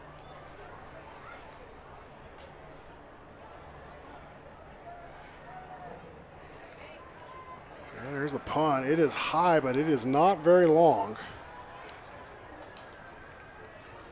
Looks like it's going to be down about the 39-yard line, so that's going to give the Wildcats pretty good field position. Absolutely. Anytime you're close to the 40, you got to think about it like if you're receiving a kickoff, what is considered good field position for you, and what really gets your offense excited to go out there? Oh man, we're going to score. So you have to know that once you get past really the 30, 35-yard line, that was a really good setup, and that's a pretty good stand by your defense. So the Wildcats back on the field offense. We have 2 split to the bottom, 2 to the top. Hunter Wood, quarterbacks, drops back, throws deep downfield. A little bit is intercepted.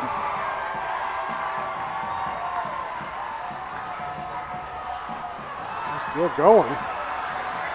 Switches back downfield. There's Kofer. Good tackle by Peyton Cover. A good job by our offense coming over and making the tackle when, unfortunately, something like that happens. Donald, that's what I was talking about at the very beginning, where we were going to see some uncertainties at the quarterback position today. And while I think both of them have played pretty outstanding so far, you're going to have some hiccups, and you're going to have maybe some game jitters, or maybe just a little bit more aggressive play call to try and go down there and score. When just now starting the second quarter, you have to understand that we can play a little more conservative, run the football, and your offensive line is playing really well. So that's going to end the first quarter for us. And correction, that was not Kofer. I think that was Hunter Wood on the tackle. They dress just alike. And that's for sure. They're pretty close to the same stock. The only difference is 2 years. That's right.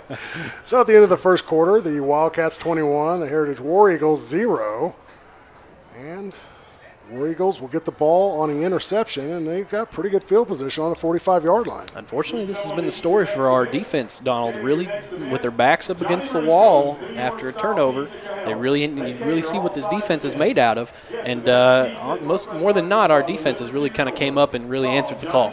Yeah, the defense have had a lot of rough situations that they've had to basically carry around.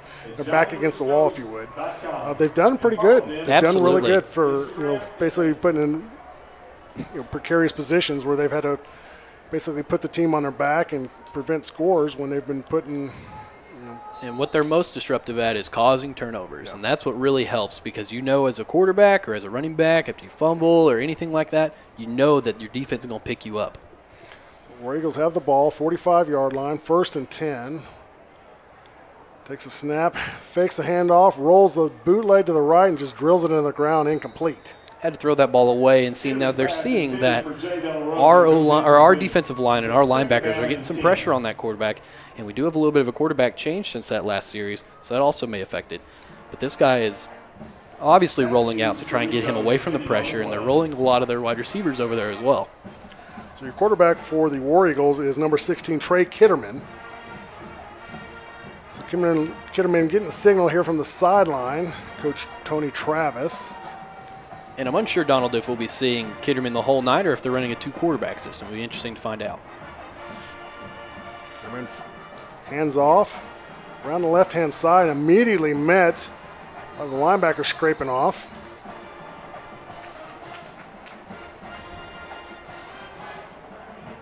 That's a great play by number 42, Alex Arce, meeting in that gap where he's supposed to fit, because everybody on a zone read play or a zone play, you're stretching to the sideline, and everybody has a specific gap to fill.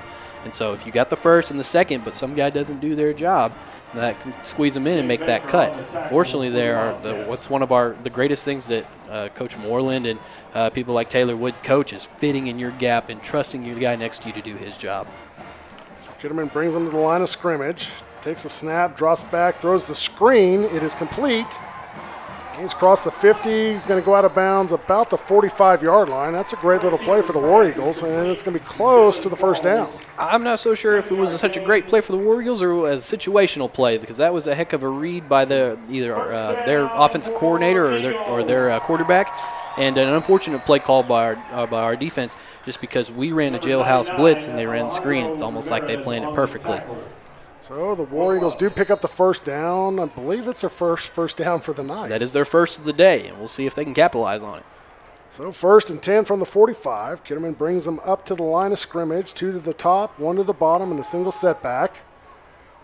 Takes a snap, keeps the ball. He's going to met immediately.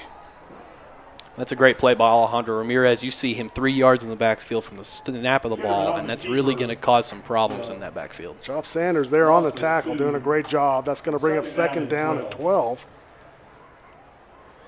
And there was just great penetration immediately after the handoff or the fake handoff. There's 2 Wildcats looking you eye to eye. Absolutely, and I'm not shocked at all, Donald. That's what I've come to expect from this D-line. Yeah, they've been very aggressive. Get them in at the line of scrimmage, to the top, to the bottom. Looks like they're going to get a play adjustment here. Coach Travis.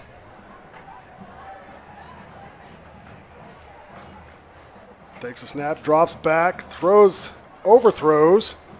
Man down at the bottom of the bottom in the flats. It's going to bring up 3rd down and 12. It's been a rough 3rd down situation so far for the War Eagles. Absolutely, and what you saw there before they changed the play is what they call a dummy call. Is everybody lines up like they're getting ready to run a play, and all they have called is a quick snap. And so if you don't get them to jump off sides, you quickly look back over at your coach, and he changes the play, and they go from there.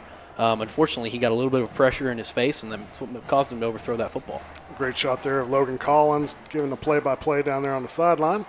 So Kitterman back at the line of scrimmage in shotgun, to the top, to the bottom. He's going to drop back, looks downfield deep, has a man open, and it is knocked away. That's a great play by Griffin Clampett, our free safety there on that play. Unfortunately, both Blaze and himself playing over the top were a step behind on that, and the underthrown football really let them catch up. I'm really interested in that play call because although it is a deep ball, 3rd and forever, they're throwing against the wind, Donald, so it's a little bit, that ball's going to hang. So that's going to bring up 4th and 12. It looks like Coach Travis is going to go for it.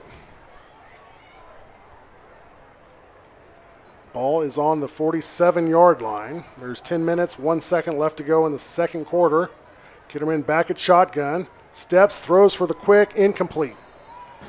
That's definitely an interesting play call because you're really depending on that wide receiver and that quarterback to, 1, hook up on the first place, but also to make a play after he catches the ball and run for 6 yards. Yeah, he's 6 yards short of the sticks. Every bit of 6 yards. And unfortunately, if you got a guy hanging on your back like Blaze Brothers, you're not going to get very far. No, you're going to get maybe 1. Or you won't catch the ball at all. So the Wildcats will take over 1st and 10 from the 47-yard line. 9:57 on the clock. Wildcats 21, the Heritage War Eagles 0. Looks like we've become more of a quarterback by committee, Donald. So we got Hunter Wood going in there, and then Peyton Cofer coming in at Wildcat, and then Wichman coming back in now. Wichman back at quarterback, hands it off up the middle to Cofer. Cofer met immediate line of scrimmage, but typical Cofer fashion, he's going to pick up about 3 yards. He always seems to fall forward, and we talked about this earlier, Donald. He runs so quick right through that hole that it's really tough to get him on that first hit, especially because right as he gets hit, he spins and backpedals back for those couple more yards. A great shot there of Coach Moreland, just coaching up his players. That's what I expect. Coach Moreland's coaching the outside linebackers this year, so he does a great job with them. Looks like he's drawn off sides. Wildcats are going to pick up an extra 5 yards.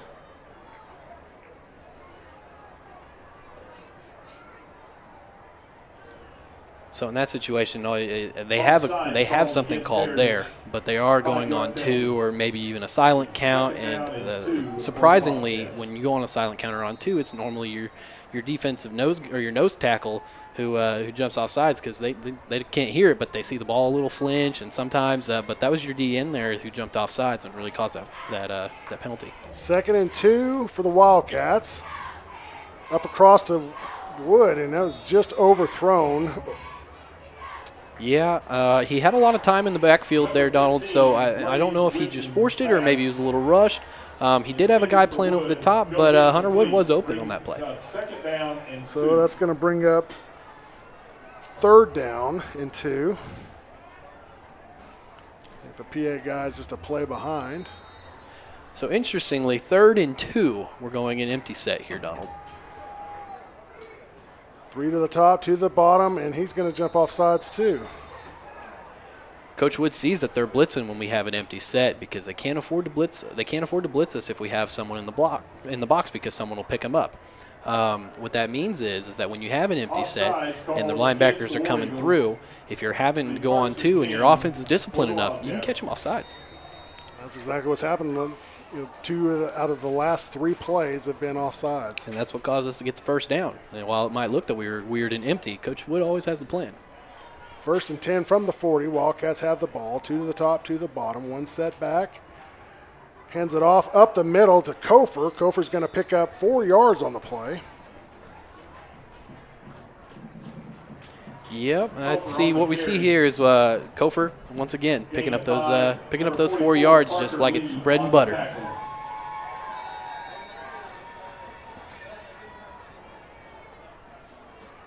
.48 to go in the first half. Reaching back at quarterback. Quick pitch. The top. We see the Seville pass. They are going to mark him down after 3 or 4 yards gained on that first effort, and they at the point of attack kind of drove him back a little bit. Emmanuel Smith on the pitch. He's going to get back to the line of scrimmage. It's going to be 3rd down and looks like about 7. So what's interesting here and what Coach Wood is seeing is they're running 2 high safeties. So they're going to be running either a seam route or a post route if they're going to go for a deep ball here. But as you can see, the safeties are backing off real early on the snap. Drops back, Wood open in and out of his hands as he gets hammered. Yeah, that's a great throw. Unfortunately, Wood couldn't come down with it, but that's a great throw. Even basically what that was cover 4. Everybody's bailing at the very beginning because they're expecting the deep ball. So what we're looking at here is whether or not they're going to go for it on 4th down or punt it or maybe attempt an extremely long field goal. And it looks like we're looking at a field goal. So Zumbo on, and that is a 54-yard attempt. He's got the wind here, Donald, so that's something that Coach Wood sees, and Jesus Zumbo definitely has the leg to make this kick. 54-yard attempt. The kick is up. It is going to be no good. It looked like it barely had enough leg, but it was just a little bit to the left. And so a 54-yard attempt, no good for Zazumbo and the Wildcats, and that's going to give the War Eagles the ball. Just a little to the left, and Coach Wood knows that we're not in terrible field position here, and he really trusts this defense to go out and make some plays. So it's nice to get out there, give your kicker a chance, absolutely try to get some more points on the board. So the field goal attempt is no good. Ball will be a touchback, set at the 20-yard line to be 1st and 10 for the War Eagles. There is 7 minutes, 43 seconds to go in the first half. And as you can see on the screen, Wildcats 21, Heritage War Eagles 0. Under center, Kitterman hands off to the I-back. He's met immediately in line of scrimmage. Alejandro Ramirez just body slams him. Looks like we got a little bit of a scuffle on the field there, Donald, but what we're seeing is actually number 13, Zach Brown, was the quarterback under center there, and something you don't see very often is an I formation.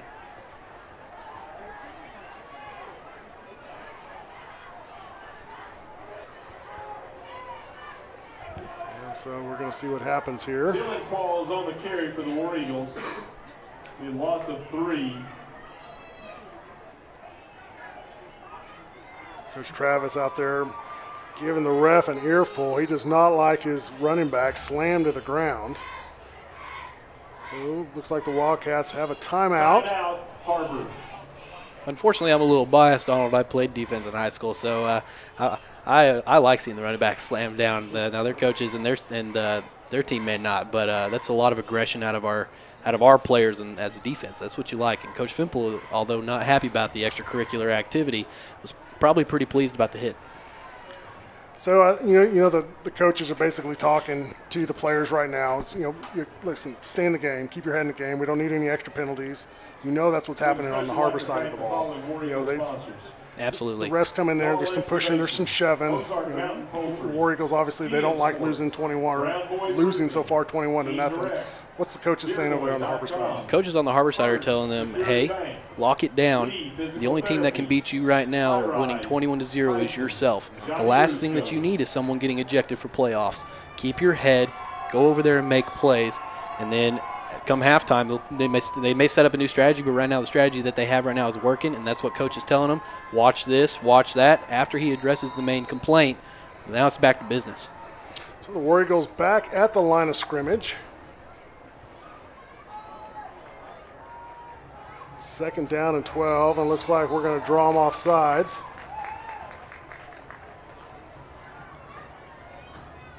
So off sides against against the Wildcats. Against Har-Ber. That's number 75, Addison Ramirez, who jumped off sides there.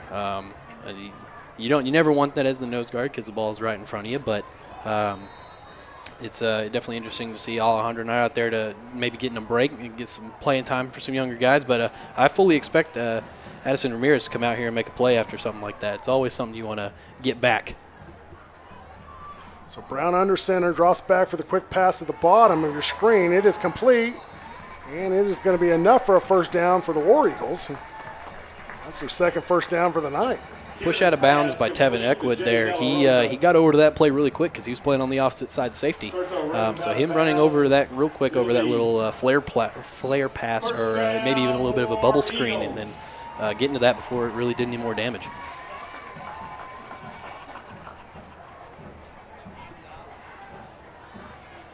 So back to the I formation for the War Eagles. Brown under center. Hands it off on the right-hand side, immediately met at the line of scrimmage. Like I said, Addison Ramirez was the first guy who touched him there, and then Griffin Clampett coming downfield real quick from that safety spot and really filling up. But then what you're seeing here is when your free safety's playing that close to the line because it's an I formation, it's definitely not what you're expecting out of this Heritage High School, and even really out of the 7A today, or even high school football. You're expecting more spread, and so it's kind of interesting take to see everybody in the I formation and really up under center. So Brown, that's a fullback carry. Brown hands it off to the fullback over the left-hand side. He's going to pick up 3 yards there. It looks like the War Eagles are just going to line up and just run straight at the Wildcats. And so far, they're not doing a half bad job at it. That's an interesting play there. That's an old-school I-formation fullback trap. 6:30 on the clock, second quarter. It's 3rd down and 3 for the War Eagles. A little bit of movement up front, but did not cross the neutral zone, so we're going to – looks like Heritage High School is going to take a timeout. So Heritage War Eagles take a timeout. We're going to take a timeout with them.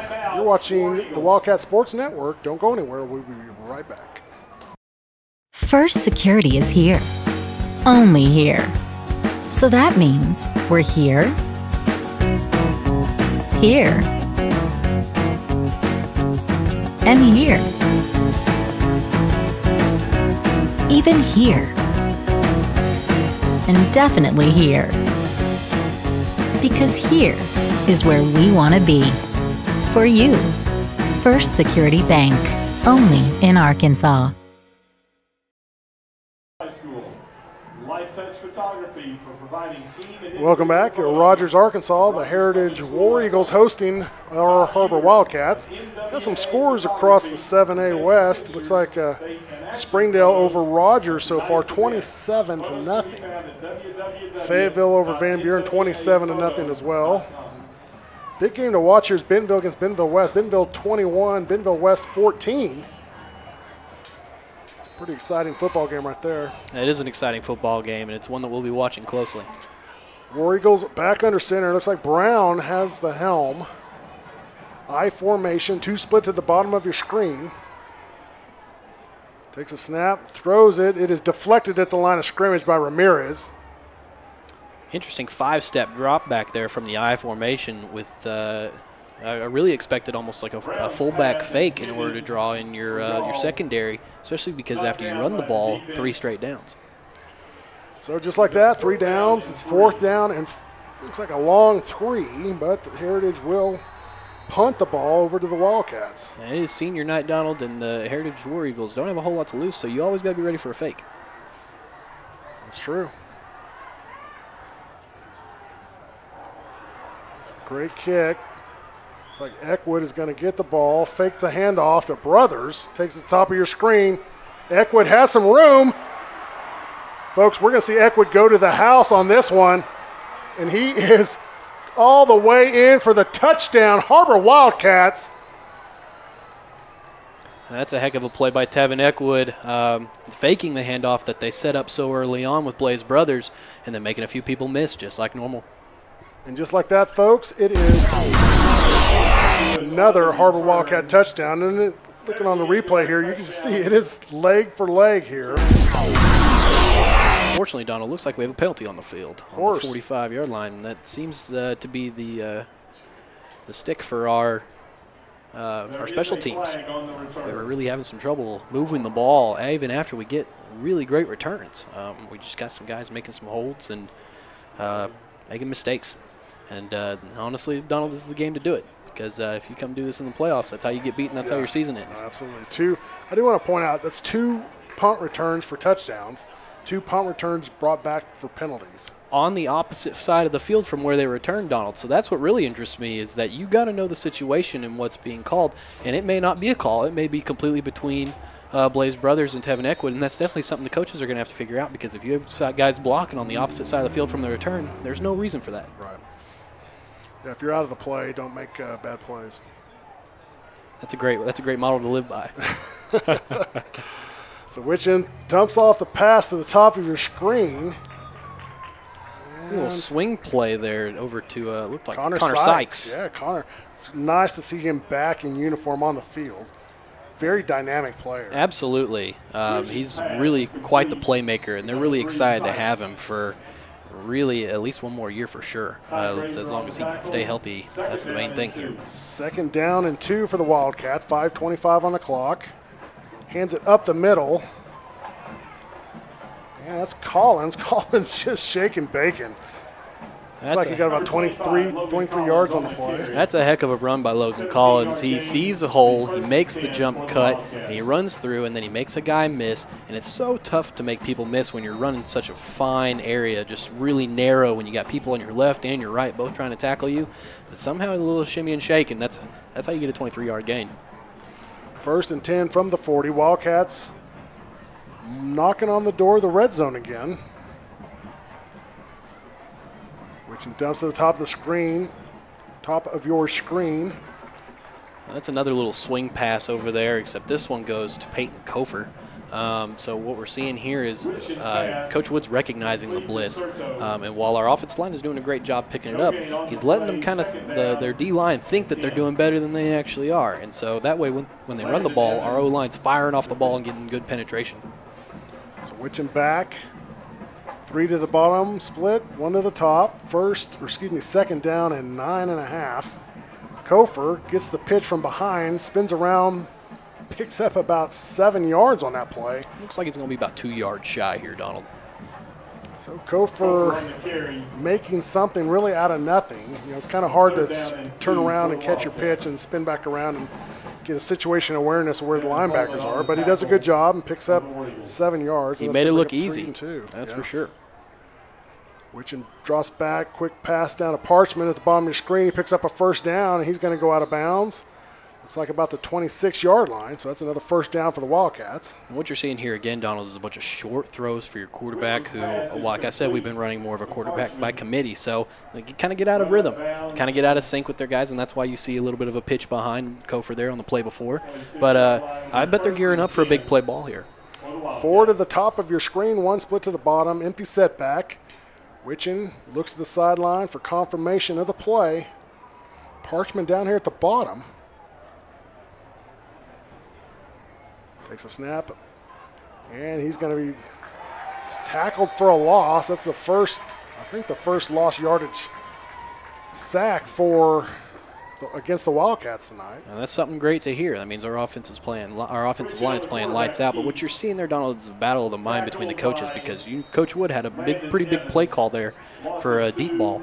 And what he saw was all of his safeties in the corners backed off the play early, so they changed it real quick to a draw, thinking that their O-line would get enough penetration. Yeah, looks like we got a legal procedure against the Wildcats. Indeed. Illegal procedure called against the Wildcats.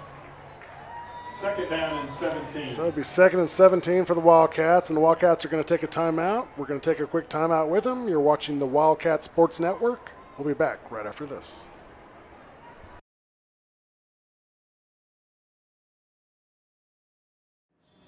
Wildcat fans, stay connected with your favorite team all year long with the official app of the Har-Ber Wildcats. A free download in the App Store and Google Play, the Har-Ber Wildcat Athletic app will keep you up to date with all things Wildcat. Schedules, scores, rosters, news, social media, final score notifications, as well as live broadcasts are just a touch away. The official app of the Har-Ber Wildcats, proudly presented by Crane Buick GMC. Download today for free in the App Store and Google Play.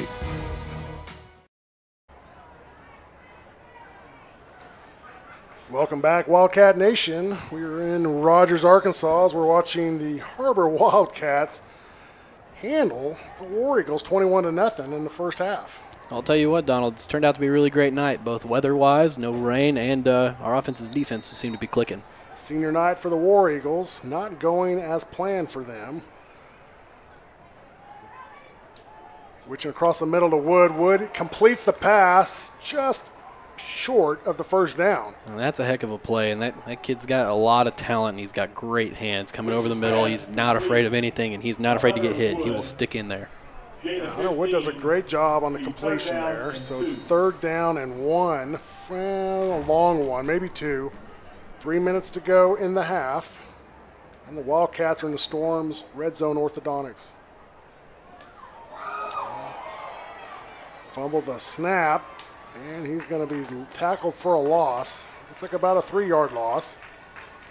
And that play went about as well as it could after the snap there, Donald. You get on the ball, you recover it, and then you try to make a little bit more positive yardage. You don't know what happened there. It looked like a decent snap. It looks like it just a little bit to the right, and he just missed it. So it's 4th down and 5 for the Wildcats. 3 to the bottom of your screen. At the quarterback position, looks like Kofer and Thomas at the top. Parchman, Wood, and Collins here at the bottom. Drops back, looks to the bottom of your screen. Everybody's covered up, so he's going to tuck it and run. He does get a first down across the 10 and out at the 7. That's just great situation awareness right there. Well, we're seeing Witchen put on some wheels here, and he saw that it was great coverage downfield, and it's a great decision to not force the ball. Run out of bounds by number 44, Parker Lee. It'll be 1st and goal for the Wildcats. Well, that looks like a very excited War Eagle student section. Well, it's a great job by Garrett Maravich, seeing that his quarterback's running on his outside and sealing that end.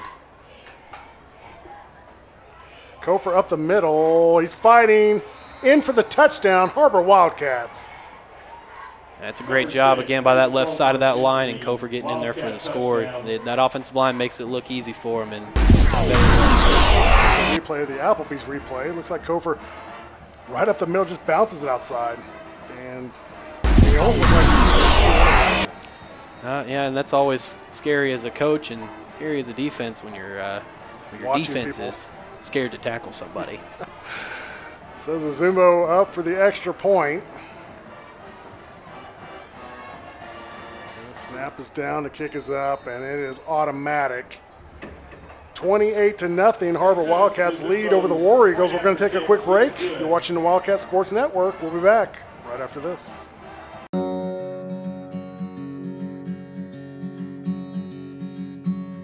Hometown. That word still means something here. It means we're neighbors. We do the right thing. We care about your family. And you deserve the very best every time you walk in the front door. Harps. Hometown fresh. Wildcats 28. Well, that scoring drive brought to you by First Security Bank. Bank better all across Arkansas. 28-0 with 1:56 to go in the first half. That's pretty productive offense. I completely agree, and it's always exciting when you're on that sideline, and especially when you're up in the stands on a cold night that your team is nearing the mercy rule number. It means you're going to get a lot of guys going to get some playing time, and it means that you might get home a little bit earlier and get that warmth. So the kickoff brought to you by the Varsity Club, connecting after competition. Zumbo back, setting up for this. I'm anticipating this going into the street because he's kicking downwind. Downwind and downhill. Yeah, that is up high, so he's going to hang there and just touch back. So the War Eagles will get the ball, 1st and 10 from the 20, and they've got 1:56 to go to try to make something out of this first half. It'll be interesting to see what kind of play calls they do here, Donald, with whether or not they're going to go with a hurry-up offense or if they're going to kind of stick to what they know and kind of run the football some more. So it seems like the War Eagles have done a great job running out of the eye, but anytime they throw the ball, it's kind of where they drop the ball, quote-unquote, so to speak. And that's what I really thought coming into this game was Har-Ber was going to win this game by making them throw the football in order to get first downs, and they haven't quite been able to do it. So I think that's Zach Brown there in shotgun. Drops back, throws a little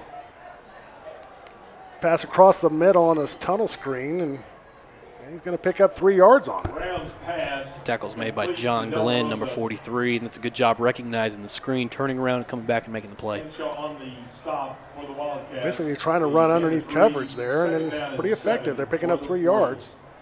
So with 1:32 on the clock, it is 2nd down and 7. Spread formation. Brown back at shotgun. Drops back, looks downfield to the right, and way overthrows his man. You have to wonder in that kind of situation, Donald, whether or not that was a miscommunication on the wide receiver side or between the wide receiver and the quarterback, or was that was a miscommunication between the coach and the players. Because that ball, it looked like he was wanting to throw more of a seam route, or at least some sort of flag route instead, but instead he ran a comeback. So 1:15 on the clock, left to go in the half.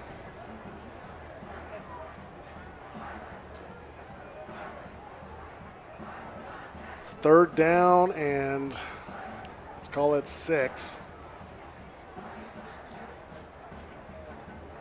There's Brown dropping back, wants to take the guy, and then immediately Herndon there for the sack.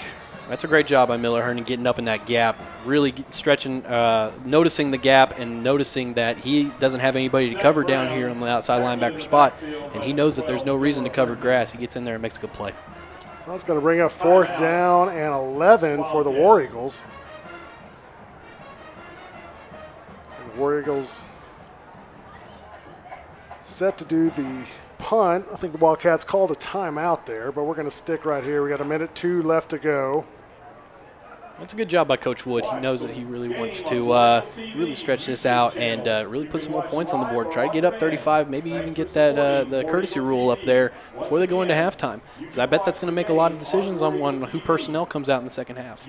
So 28-0, Wildcats comfortably in the lead. Can we expect to see the starters still in the game in the second half? You might expect to see them for maybe the 3rd quarter. I cannot imagine them playing the entire second half of the game, being up with this league and the playoffs so close around the corner. So we're back on the field here. Looks like the War Eagles are going to punt, 4th down and 11. It's 1:08 to go in the first half. Back deep is Eckwood and Brothers for the Wildcats. So we're going to see here, Donald, to see if we can make something again without any penalties.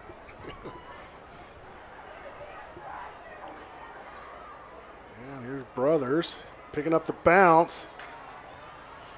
And he's around the top of the screen, across the 40, across the 35, and he is going to go out of bounds, it looks like, at the 31-yard line. That's a great play, and looks like we got an injured player down on the field over here with his helmet off already. Well, we're going to take a timeout while they tend to the player. Don't go anywhere. We've got 53 seconds left of football in the first half. You're watching the Wildcat Sports Network. We'll be back right after this.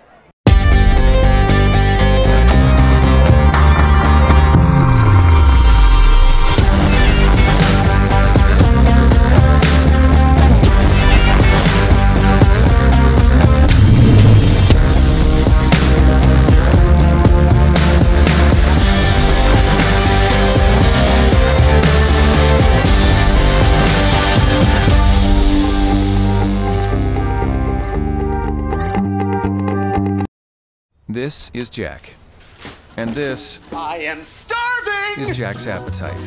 It's never satisfied. I'm hungry, hungry, hungry, hungry. Seriously, dude? What? Then Jack's mom started serving Tyson Anytizer snacks. With all white meat and lots of protein, they're the only snacks that make Jack's appetite disappear. Tyson Anytizer snacks. Consider snacking solved.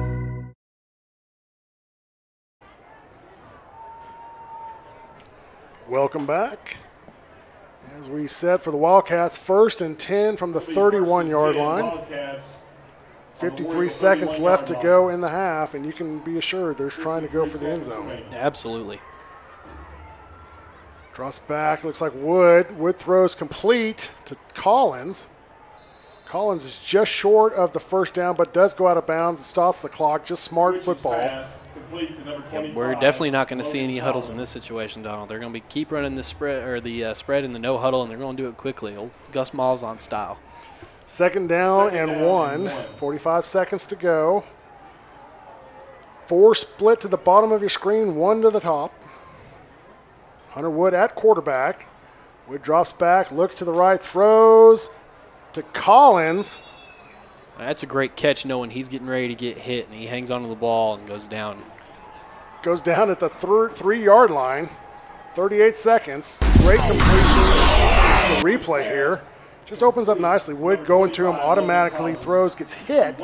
And look at there, he can spin over backwards, still holds on. I've seen our wide receivers and our skill players make these plays all year. I'm really impressed with how our O-line's playing. Hunter Wood in for the, looks like he fumbled going in to the end zone, but Wildcats recover, and that is a Har-Ber Wildcat touchdown. That's Hunter, a little bit of miscommunication. Looks like he misses the handoff, or it could have been a designed quarterback lead. I'm not real sure on that one. However, Hunter Wood diving over the end zone, and once that ball crosses the plane, that's a touchdown. Doesn't matter where it ends up after that. So Wildcats do add insult to injury the first half, 34-0, as the Zumbo comes up for the extra point. Well, now what that means, Donald, is we can expect a hot clock to start the second half, and whether or not that changes is completely up to the Heritage team. And the snap is off, and that is not going to be an extra point as the snap was high. Parchment has to basically jump up and catch it, and then gets tripped by Zazumbo as Zazumbo goes in the block. That was Turf Monster got that one there, Donald. Tripped him up, even though he was trying to roll out, because you have a designed play in situations like that where your end guys are more than likely skilled players or people with some decent hands, and they're going to flare out real quick. And Parchment can throw the ball on the run, so it's definitely a situation that you can capitalize if a mistake happens. What I did see is Alejandro Ramirez in the end zone for the pass, which he has caught a touchdown pass this year. Absolutely. Kind of reminds me of J.J. Watt when they just like to run him up as tight end and kind of flare him out to the side. Just kind of definitely puffs the stats up a little bit. Hey, those big boys like to score touchdowns too. Everybody likes to score touchdowns, Donald. Except for kickers. Kickers don't like touchdowns. Yet they're still one of the leading scorers because they kick so many extra points. True. 24 seconds to go in the half. Wildcats 34, Heritage War Eagles 0. Zumbo lines up for the kickoff.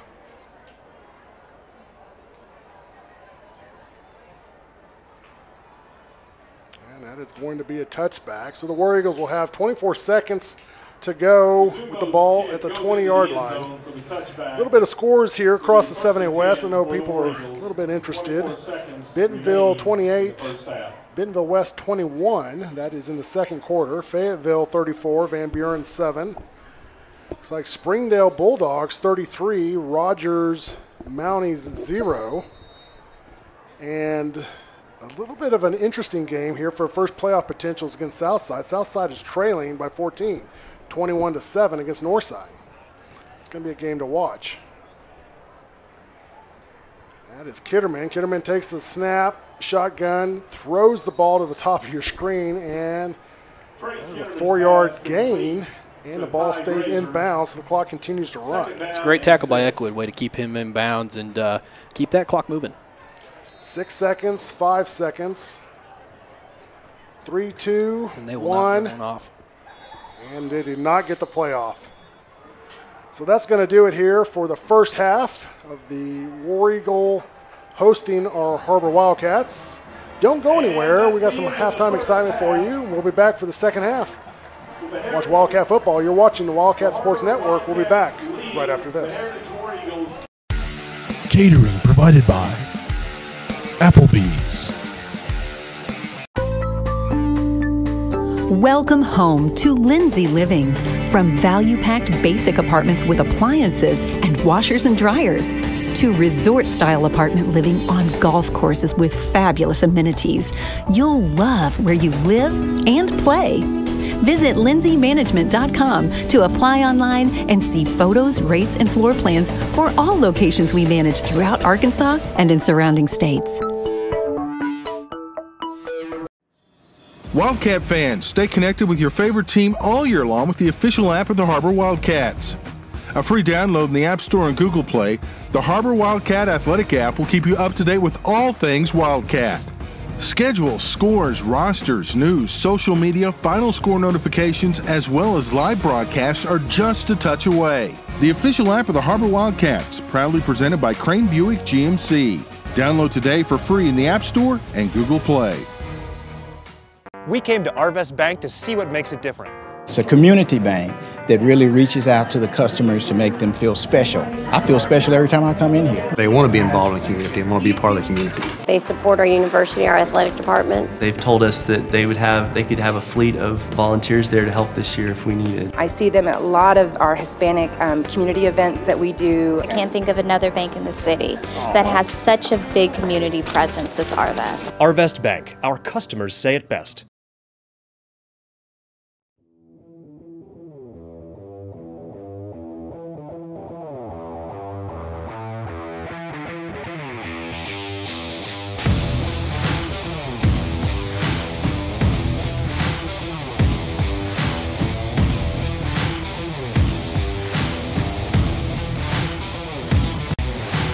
I'm Jimmy, and this has been my definition of fresh since 1983.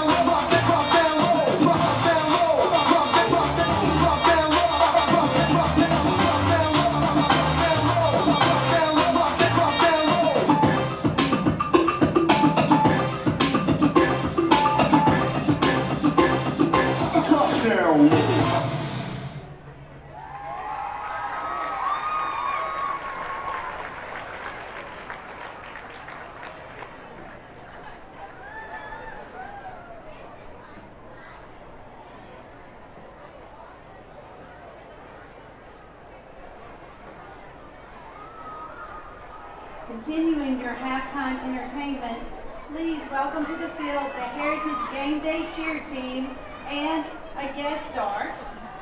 For senior night, the team is going to perform dances to one-hit wonder songs during our seniors' lifetimes, from 2000 to the present.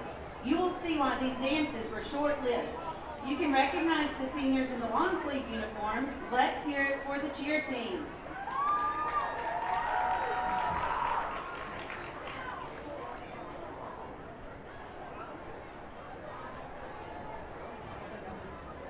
Evolution of dance.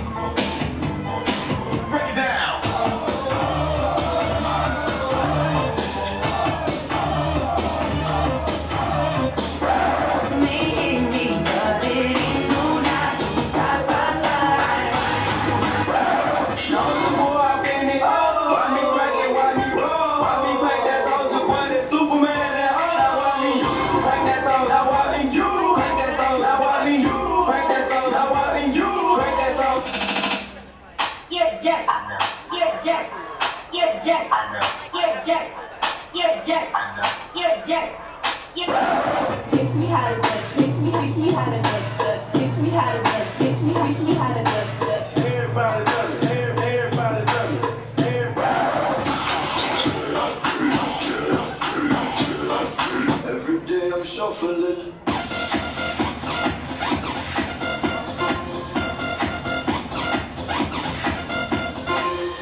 Open Gangnam Style. Gangnam Style. Open Gangnam Style. Hey, why?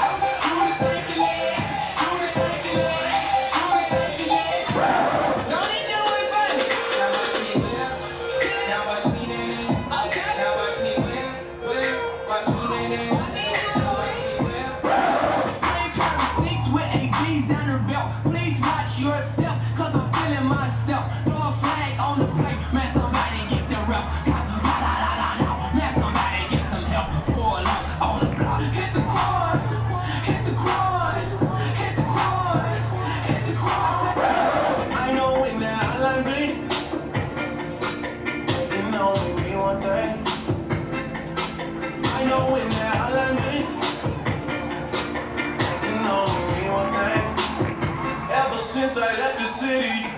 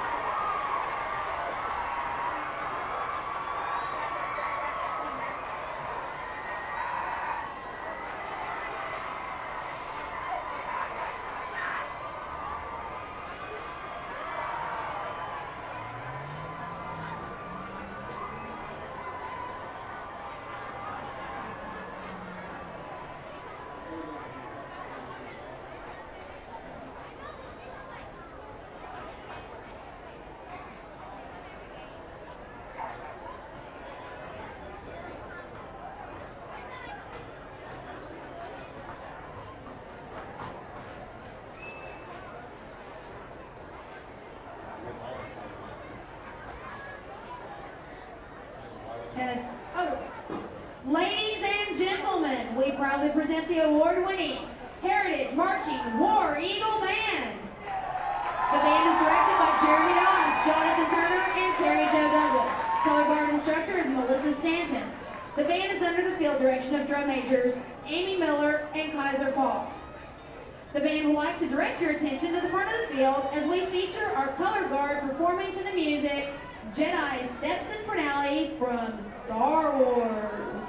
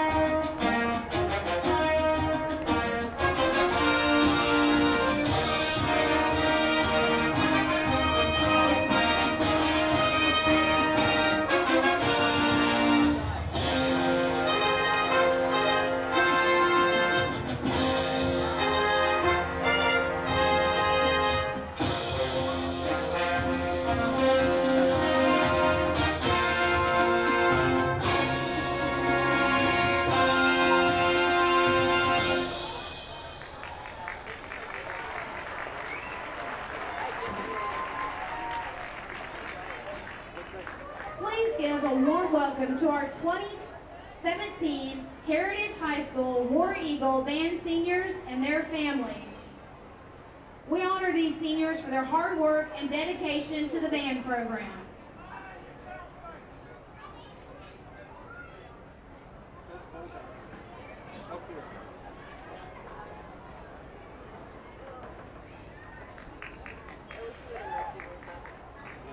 Please give a warm welcome to our senior families.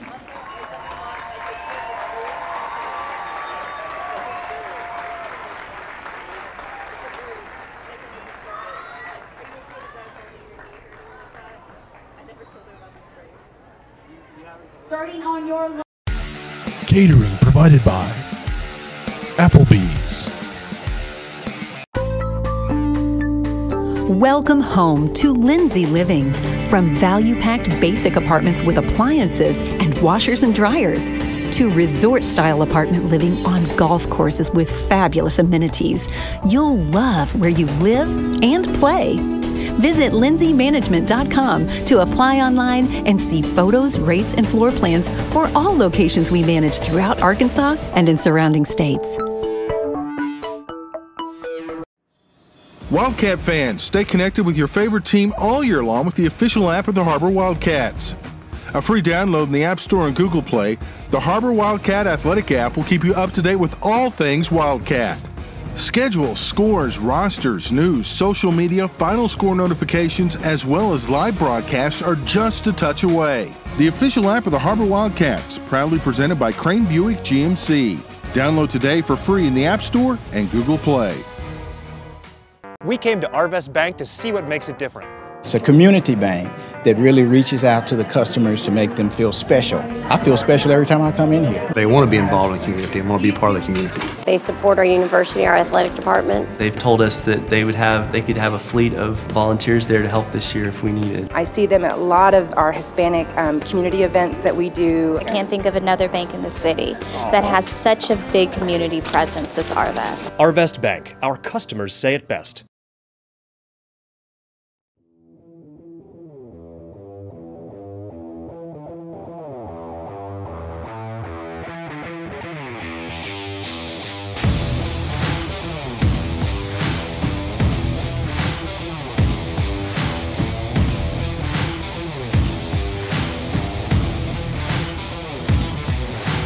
I'm Jimmy, and this has been my definition of fresh since 1983. Ever since we incorporated theater into our practices, our hustle plays have increased 60%.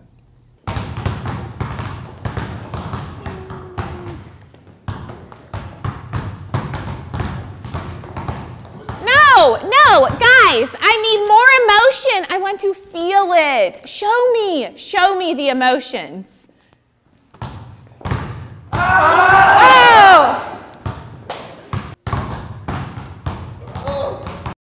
Chevrolet has the longest lasting, most dependable full-size trucks on the road. And at Everett Chevrolet, we think the slogan, "Find New Roads," couldn't be more at home than in beautiful Northwest Arkansas. The 2015 Silverado has the most fuel-efficient gas V8 ever, perfect for those long drives in the country. And for those new roads that are hard to find, Silverado's rugged power will pull you through. Family owned, customer friendly, Everett Chevrolet in Springdale. When accidents happen, our 30 minutes or less ER service pledge can mean less waiting and faster care. The 30 minutes or less ER service pledge at Northwest Health System Bentonville and Springdale.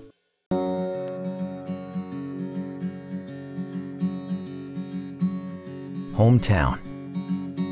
That word still means something here. It means we're neighbors. We do the right thing. We care about your family. And you deserve the very best every time you walk in the front door. Har-Ber's. Hometown fresh. If you absolutely, positively want the best heating and air company in Northwest Arkansas, then you need to call Absolute Heat and Air with over 73 years of combined experience. Their technicians are fully licensed and insured, background checked, and drug tested, so you can absolutely trust Absolute Heat and Air. They offer $49 service calls all year long, 24/7, 365. The absolute best value around. Call Absolute Heat and Air or visit us online. Helping your family stay healthy and active is what we're all about at Northwest Physicians. And we're expanding to meet the needs of our growing community. Today, you'll find more than 40 convenient locations throughout Northwest Arkansas, including primary care, specialty, and urgent care clinics, so we're always close by when you need us. To find the location nearest you, visit nw-physicians.com.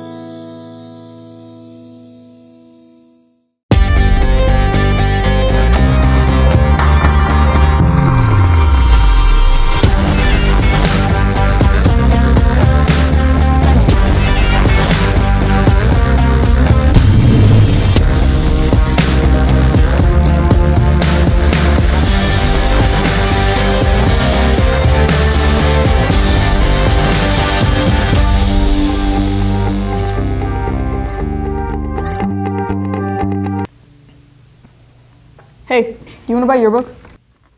No, I don't think so.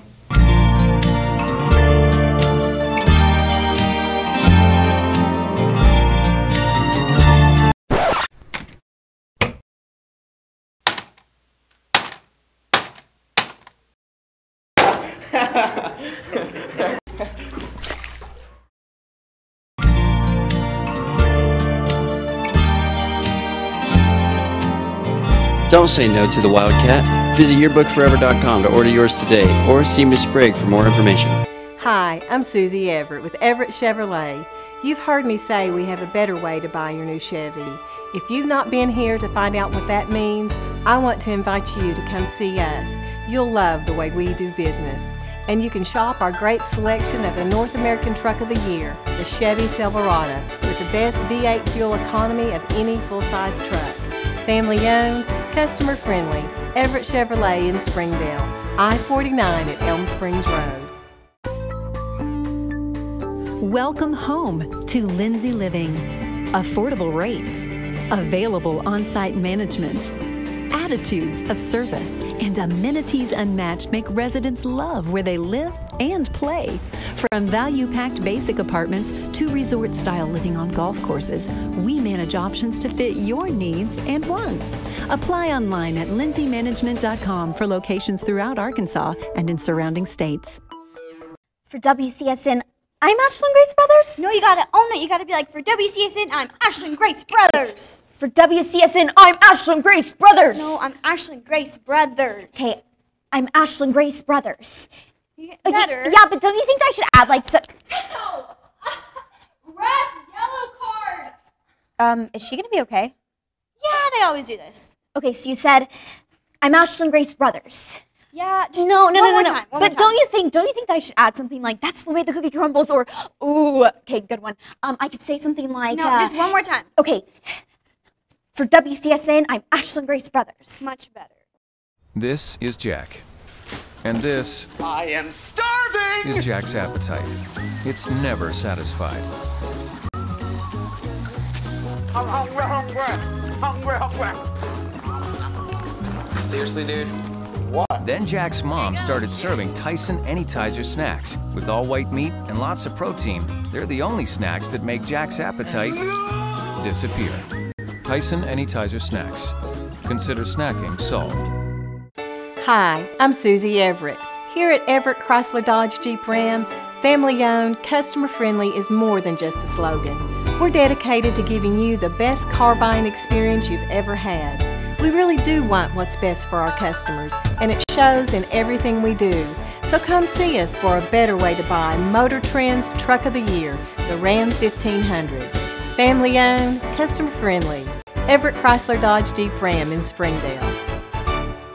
Professional entertainer and musician Bobby Blackburn regained his life with the help of Dr. Josh Roller at Roller Weight Loss and Advanced Surgery. When I'm on stage and I'm entertaining, I give everything I've got. I always have, and it's just the way I'm programmed. And now that I've lost all the weight, I've got my energy back. I feel like I'm entertaining at 100% again. It got to a point where the weight was going to cost me my career. I was 436 and now I'm 206. Don't let your weight hold you back. Register for a free weight loss seminar today. Zaxby's food has always brought people together. Catering to the big moments, the little wins, the long talks, and the quick getaways. Because food this inviting is bound to add a lot of flavor to your life. Introducing the Zax Pack. Served with chicken fingers, sides, Texas toast, and iced tea. Pick one up for dinner or your next event. Friends, family, flavor. Zaxby's. Indescribably good. First Security is here. Only here. So that means we're here, here, and here. Even here. And definitely here. Because here is where we want to be. For you. First Security Bank. Only in Arkansas.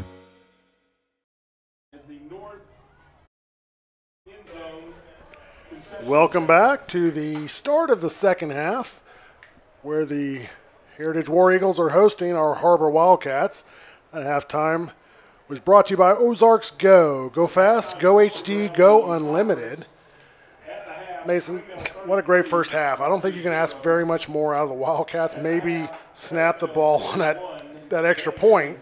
But outside of that, I think it's been a pretty good first half. Yeah, I'm sure a lot of these parents are thinking that they could ask for one more point for sure. Yeah. I am going to be interested to see from the War Eagle side here what kind of fight they're going to give, because for a lot of these seniors, this very well may be the last time they play the game of football and strap up. So we might see a little bit of little dog, and it might have still a little bit of bark left in it for sure. A little backyard football. Absolutely. For the War Eagles, so. Well, they've got 24 minutes to do it, so we're going to see what happens here for the kickoff. The War Eagles will get the ball back. First part of to start the second half of the football game. It'll be interesting also to see which quarterback we see here. The more of the I formation out of number 13, or really number 16, Kitterman, who's really been kind of doing all the other stuff out of the shotgun formation. So it'll be interesting to see what Coach Travis kind of does here and what plays he's going to call. So Zumbo has the ball teed up. And the kick is low, line drive squib kick, and it is going to go out of the back of the end zone for a touchback. So the Heritage War Eagles will get the ball 1st and 10 from the 20 to start the second half. Interesting kick. You wonder if he maybe just hit it a little too high on there, because there's not any wind. So the only thing that I could have thought of maybe him wanting to put it on the line to kind of combat the wind. But in that situation, he might have just hit it a little too high, and but it still worked out for him. The 1st and 10 for the Heritage War Eagles to start the second half. The War Eagles at the line of scrimmage. Looks like Kitterman at quarterback. 1 to the top, 2 to the bottom of your screen. Lone setback. Takes a snap. He's going to hand it off up the middle. He's met immediately at the line of scrimmage, and he's going to fight for about 2 extra yards. Well, we haven't really seen them use a whole lot of Dylan Qualls tonight, number 15, who is the leading rusher in the 7A. But that's a heck of a tackle by Gabe Baker there, playing the inside linebacker spot. Right now we're seeing all of our starters with the change of Eckwood and Griffin Clampett, and then our D-line. Our D-line is our second string, but they're playing real hard, and they got some good penetration on that last play. So 2nd down and 3 for the War Eagles. Kitterman throws down to the flat, but he's met immediately by Eckwood, who just slings him to the ground. He's going to be short, looks like about 2 yards of the first down. Correction, that's Darius Hayward on playing the corner spot out there, looks like for Blaze Brothers. So that's going to bring a 3rd down and 2 for the War Eagles.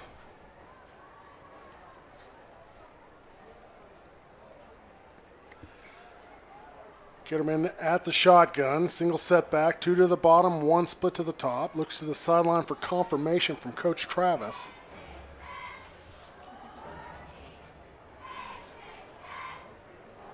Takes the snap, hands it off. back up the middle, tries to go over the top, and that's just a wall you're climbing right there. That's definitely an ill-advised hurdle move for sure, but he saw that Nick Fuscher scraped over the top there on the left-hand side and plugged that hole he was getting ready to go through. So he's really got to change it up, and he's got to go right back up the middle up to our D-line and our inside linebacker. That's not going to go well for him. Now the War Eagles do pick up the first down, so it's 1st and 10 from the 31. 10:23 on the clock. Kitterman a shotgun, 2 to the top, 1 to the bottom. Fakes the handoff. He's going to keep it. He's going to go outside the top of the screen. Great pursuit by the defense, and they're going to close it off. That's a heck of a job by the defense. Although we missed the first tackle, Har-Ber's always prided itself on getting gang tackles. That's something that they work on a lot in practice. 2nd down and 14. So that's 2nd down and 14 now. 9:50 on the clock. That has been recovered. Initially met in the backfield by number 41, Gabe Baker again, but then the tackle was completed by number 43, John Glenn.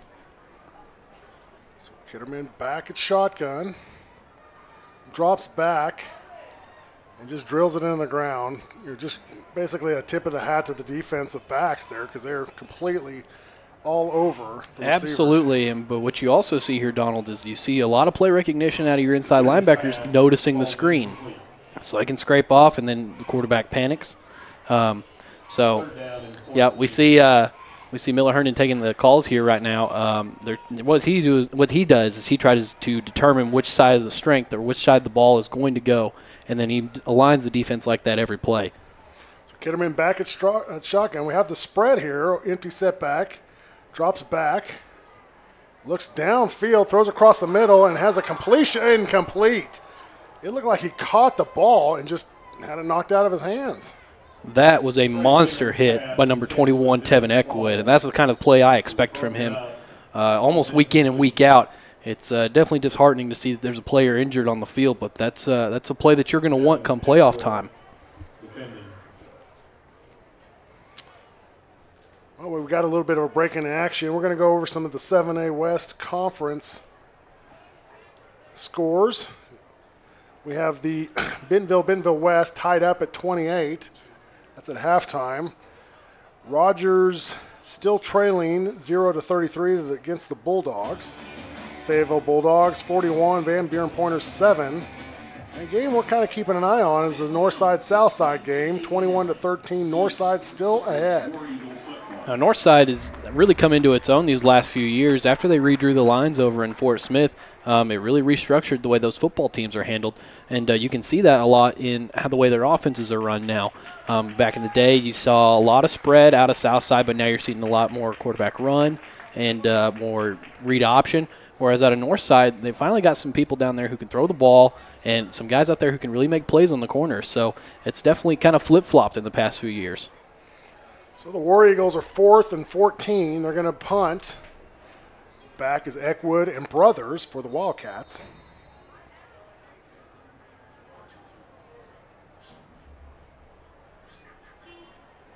And kind of a low, short kick. Eckwood goes back to get it as it wobbles around. And he's dodging some tackles, doing a great job of evading, but it's an ill-advised pickup when something like that happens. So, Donald, after it goes by you more than 5 yards, let it go. It's a punt. This isn't a kickoff return, so he really needs to kind of know the situation, because that's a way that, one, he can get hurt, and two, causes offense the football. I think it's easy as a punt returner if 2 punts have been returned for touchdowns.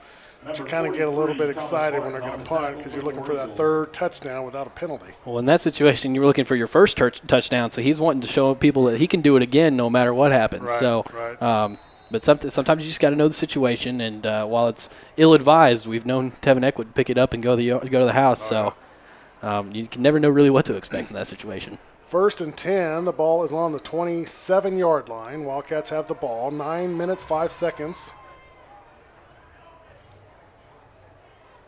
Hunter Wood is at quarterback. Hands off, but bobbles the snap to Messina.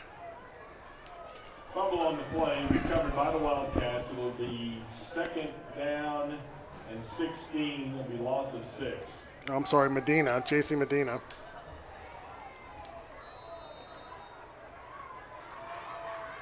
Hunter Wood again at quarterback. 3 to the bottom of your screen.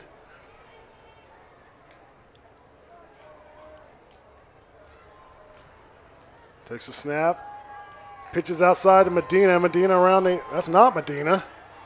It's Emmanuel Smith. Smith takes a big hit right at the sticks, and he's got a first down, but pays the price for it, and he pops back up. They're really excited about having Emmanuel Smith in the pipeline. He's only a sophomore, so giving him this real game time experience, letting him get out of the pocket, make some plays on the pitch, and they're really, really excited for this guy coming up in the years. So Wood back at quarterback. Trips to the top of your screen, quick pass in and out of the hands of Thomas. It's an interesting play call on first down after the little pitch play on the run. With Medina in there, you saw a little bit of miscommunication on the handoff on that first fumble, and so you have 2 run plays and then a first down throw, a little bit of a 3 or 4 yard comeback. Wood again, quarterback, 2 to the top, 2 to the bottom. Looks like Connor Sykes right behind him. Wood drops back. He's going to tuck it and run. He's got plenty of room across the first down. He's going to get across midfield, and the ball is going to go out of bounds. Looks like about the 47-yard line. That was just good coverage by the War Eagles there. Yeah, they just wasn't really expecting, or Hunter Wood wasn't really expecting them to roll to a cover 3 and load into a 7 or 8 man in the box and then rush him after that. So it's a good job by Hunter Wood tucking the ball and making something. So Wood again back at shotgun. Connor Sykes behind him. 2 to the top of your screen, 2 to the bottom. And looks like we're going to get an offsides. I'm not exactly sure how many times you have to do that before you realize that you can't stop before the line of scrimmage, so don't try it. It's just a mistimed blitz, Donald, and that can happen to any inside linebacker when you're on those. You get overly excited, get up right there, and you know that the ball is coming. But it's a great job by the Har-Ber offense really being disciplined and knowing to stay set, don't let them draw you off sides, take the 5 yards. So that's first down and 5 for the Wildcats. The ball sits on the 43-yard line. Hunter Wood back at shotgun. Thomas to the bottom of your screen. Hands it off to Smith again up the middle. Big run. Big hole. Offensive line doing a great job providing a seam for Smith. Smith's going to pick up the first down and about 7 more. Emmanuel Smith on the carry. That's a great play by Emmanuel Smith. And then we finally see what maybe this offense might look like in a couple years with Hunter Wood, maybe even at the quarterback in a couple years. But what we're seeing here is really good communication. Everybody knows their job, and then Emmanuel Smith really trusting his O-line to give him that hold and make a great run. Hunter Wood back at quarterback. Smith behind him. Fakes a handoff. Wood rolls out to the top of your screen. Makes the guy miss. And in and out of the hands of Bertram at the top of the screen. That flag's definitely got to be a late hit on Hunter Wood, although we did see Hunter Wood shake a guy out of his shoes there, which is definitely interesting to see him rolling out of the pocket. We've seen him shake a lot of people out of the shoes, but never with the ball in his hand getting ready to throw. So Hunter Wood's pass falls incomplete. That's exactly what happens. There's a flag on the play. That's going to go against the War Eagles, not what they needed at this end of the field. And that's going to put the Wildcats inside the Storm's red zone orthodontics. 16-yard line. It's going to put the ball there. It looks like on the 16-yard line, Wildcats have the ball. 1st and 10. Hunter Wood back at quarterback. Smith behind him.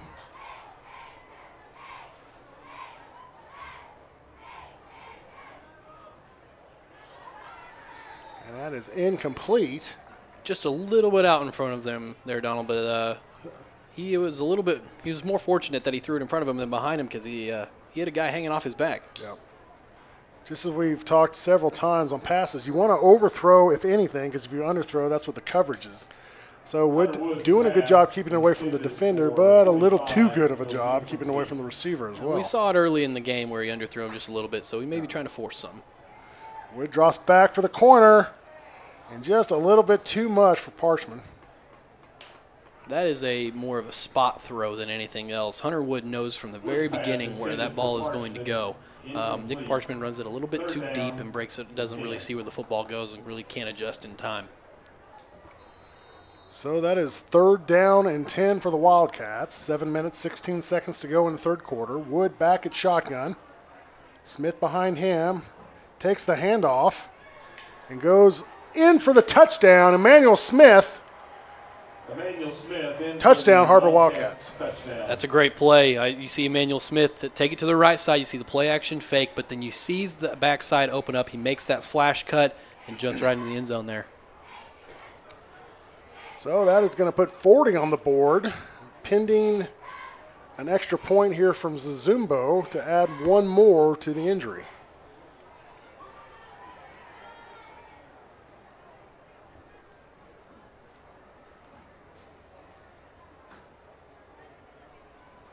Good snap, kick is up, and the kick is good. And that is going to give the Wildcats 41 and the War Eagles 0, and that is going to enforce a sportsmanship rule. So at 41 points to 0, the rule being at 35, we start the hot clock. So this game might be a little bit quicker. However, the War Eagles do receive the kickoff, and they go down here and score, then the hot clock turns off. So Har-Ber Wildcat defense still can't sleep on them.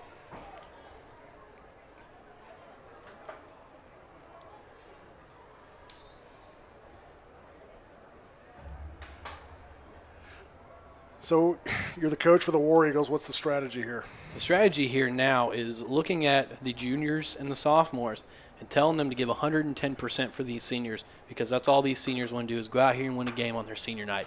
Now, unfortunately, it doesn't look like they're going to win, but you got to know that you want your seniors to know that you're giving all out. So in this situation, even just like a kickoff return, even though this kickoff return may not be returnable, you want to know that this guy's coming across the middle, maybe making a great block, really something to set the fire for this team on a cross block or anything like that, somebody to light somebody up and really spark this offense and try to get them up the field. So it's up to the Wildcats to kind of hinder that. So anything for a momentum shift is what the War Eagles are looking for. They got 7 minutes and 10 seconds to do it in the third quarter. Not a lot of time, but plenty of time to get some points on the board. Plenty of time, and the only people who can beat the Wildcats right now is themselves. So they got to know to keep the penalties to a minimum, play a little bit more conservative, and defensively stop the football. So Zumbo kicks it out of the end zone pretty much automatically. So that's going to give the War Eagles 1st and 10 from the 20. The War Eagles really just got to focus on first downs at this point. Just get some first downs, get it downfield. Absolutely, and it's very possible. We have a lot of shifts in personnel right here. Looking at some guys seeing some more playing time, and it looks like our starters are going to come out for the evening. So we're going to see a lot of new people, a lot of new faces, maybe some people getting some reps for the future and really getting playoff ready for our starters, and that's a heck of a job by our starting defense, really going out there and shutting this Heritage offense down. Yeah, you don't get to see a lot of playing time unless you're a starter in the 7A West. It's such a tough conference. Unfortunately, that is very true, and some people disagree with it and would like more, but this is football. It's a competitive sport. So the War Eagles met immediately on the pass completion. They're at, looks like about a 3-yard gain. That's a tackle made by Chase Strickland coming from the strong safety spot, coming downhill quick and filling that before it gets any worse. So it's 2nd down and 7, maybe a long 6 for the War Eagles. It'd be really tough press for the War Eagles here to start running the football. They got to stretch the ball out, and if they want to get it to number 15, Dylan Qualls, they need to find a better way to do it than having him run up the middle. So get him in back at shotgun. Fakes the handoff. He's going to keep it around the end, and he's going to go into the middle, and it looks like he got the first down. It's going to be close. I believe so, and what you see there, Donald, is a quarterback, just basically a quarterback lead. He's going to fake it to Dylan Qualls, who the defense really bites on first, and then it opens up right behind him because Dylan Qualls is going to go out there and block, and that's why he's able to stumble forward for about 6 yards. So 1st and 10 for the War Eagles. Ball's on the 31-yard line. Get him in checks at the line of scrimmage, confirms the call with Coach Travis.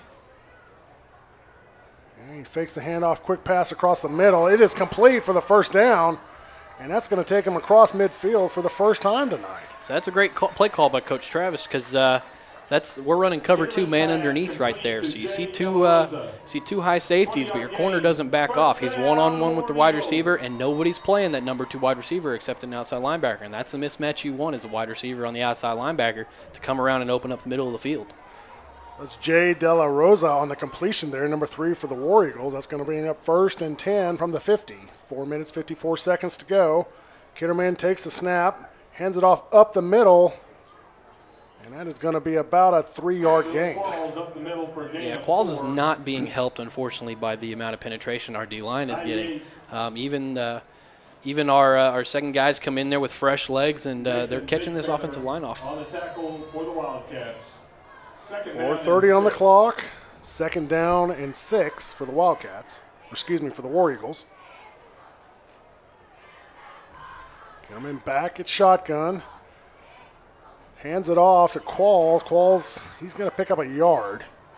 That's a great play by number 22, Cody Allen. See, what you see there is you see your tackle and your guard both pulling from the backside.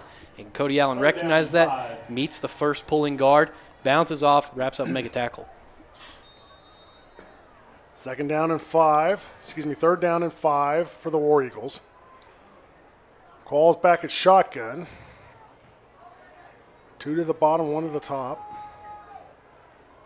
Coach Travis with a change of heart at the line of scrimmage.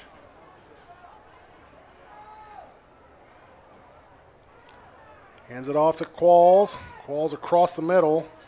He's going to pick up 2, maybe 3 yards on the play. Notice Qualls does a lot of hopping. He does when he gets in that one-on-one situation, which is surprising to me. It's an interesting way to get yourself hurt, jumping up like that. Although he's a big guy, you're going to get some guys meet up with you up top and clean your clock. So him getting that kind of pressure is all thanks to his pulling guard and tackle. So 4th down and 2, Kitterman at shotgun. Again, another dummy call there. You see it, that's twice in a row. It's almost jumped our end off sides, but then now they're calling the play. Kitterman back at shotgun, looks, throws it away. That was a miscommunication. You saw that Kitterman wanted to throw the deep ball, and yet instead he ran almost a 15-yard comeback in a 4th and short situation. Yeah, just not good communication there. And I think Coach Travis has got some words for him down at the bottom of the screen, looks like. So that's going to be 1st and 10 for the Wildcats. Wildcats will start off at the 42-yard line. 2 minutes, 18 seconds to go in the 3rd quarter. Miscommunications can happen at any level of football, Donald, and it definitely can happen to any team on any given night. So it's definitely frustrating, but that's a great throw by Wichman. Witchen's pass complete to number 84, Micah Seawood. Seawood on the completion there. 2nd down and 2. 2nd down and 1.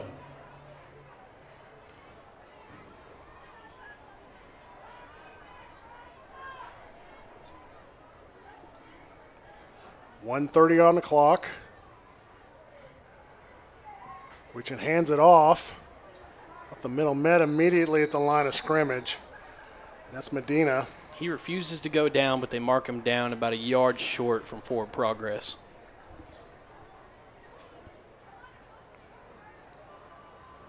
Number 33, J.C. Medina on the carry. No gain. 3rd down and 1. 3rd down and 1 for the Wildcats. Just right at a minute to go in the 3rd quarter. Smith in motion. Hits the jet sweep. Cross for the 1st down, down the sideline, and he's going to go out of bounds. It looks like about the 30-yard line. That's some good hard running by Emmanuel Smith. He barely got that handoff in there in time. I don't know if that was a mistiming of the motion or mistiming of the snap, but definitely something you don't want happening later in the season. So they need to get that ironed out. On the stop. So that's going to be 1st and 10 for the Wildcats. The ball is going to be on the 30-yard line. Which, again, is at the quarterback position. Medina behind him. Quick pass to the top of the screen. He's across the 5, in for the touchdown. That's number 84, Micah Seawood, making some plays on the outside there once you get the ball in his hands. Seawood doing a great job of finding the end zone there. And catches there right at the 30 and just finds the seam down the sideline. And then just beats everybody to the pylon. Puts the pylon in for the touchdown. Great job.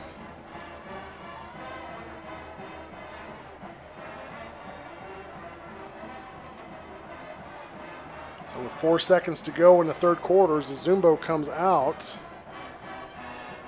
And that's what we've seen from this offense all night, Donald. We see them really kind of in sync, except for a few missed timings in the snap, but really are, but Wishing really staying in there, making some good throws.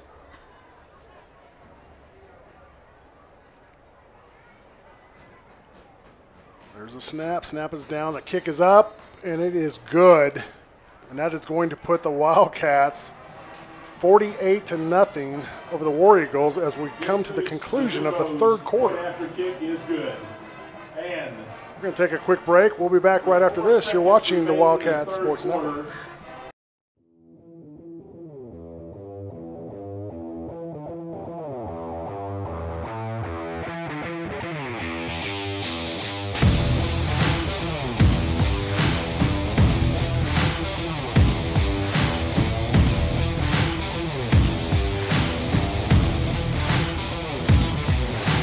I'm Jimmy, and this has been my definition of fresh since 1983.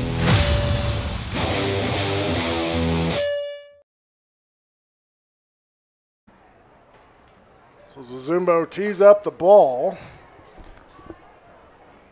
So we get ready to kick over and give the War Eagles another shot at offense. You know, I bet you, Donald, he kicks one in the end zone. You know, if I beginning of the year, I'm excited I made the kickoff team, and then I get out here and I just jog downfield because of all the touchbacks. I'm not as happy as I was when I first started. Absolutely not. You watch any of these shows like Hard Knocks on HBO, and you see a lot of these guys in the NFL. Oh, that was terrible. He literally took the kickoff just lost and his stepped balance. out of bounds at the 2-yard line. Lost his balance. That's just not. I'm not even sure why you would do that, but. Yep. But to your point, you see a lot of these guys who make their living off special teams, and then people like Zumbo get to take that away from them. It's definitely, you get to hang your head a little bit lower walking to the sideline. Crushing Christmas. But I bet they're pretty happy to have him over there.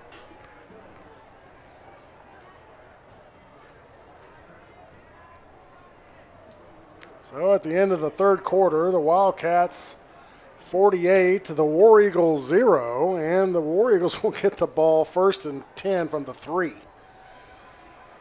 Not great field position to start. Not great, but if you're really excited on defense now, because you got them backed up to the end zone, and you're really hoping for that one guy who gets across there and makes a safety.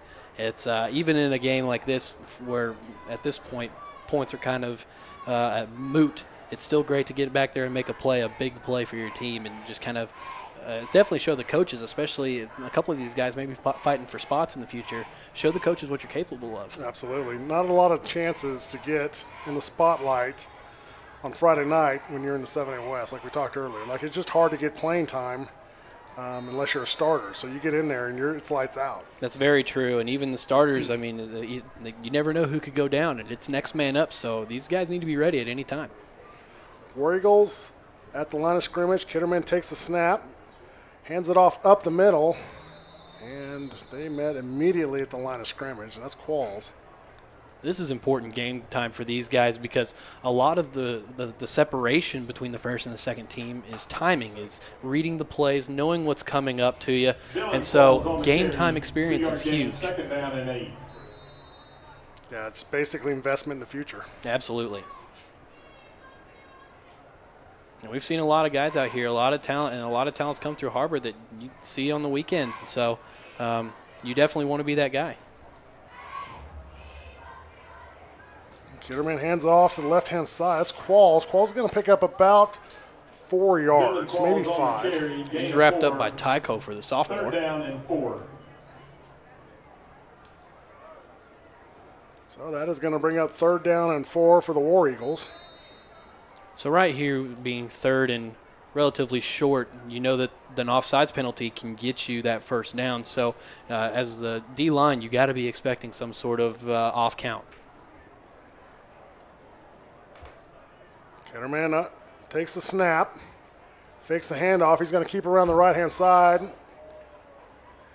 And he is going to pick up a yard the hard way.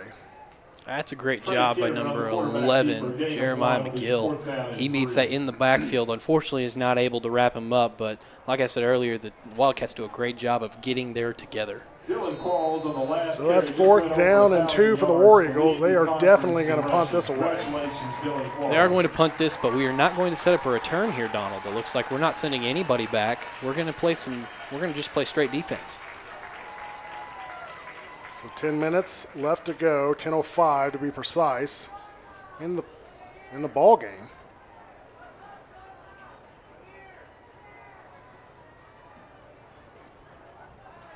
And the kick is off. The kick is going to take a War Eagle bounce. And it looks like it is going to go out at the 36-yard line. And at this situation, you're going to take the bounce. You're going to take the field position that the punt gives you, because in that situation, the Warriors are backed up to the wall. They're backed up to the wall in points as well, so anything can happen at any time. And so they want these guys to be ready playing defense, expecting the unexpected. So we got a little bit of break of the action, little updates. The Bulldogs 40, Rogers Mountie 0. Fayetteville 41, Van Buren 7. Bentonville and Bentonville West still tied at 28. Northside, Southside, 28, Northside, Southside, 13. And Bryant, Conway. Conway leads by 10, 31-21. That Northside game still surprises me because that has a lot of playoff implication for the Wildcats. 1st and 10 for the Wildcats from the 36-yard line. It's an off up the middle. Got a seam. That is a great little run.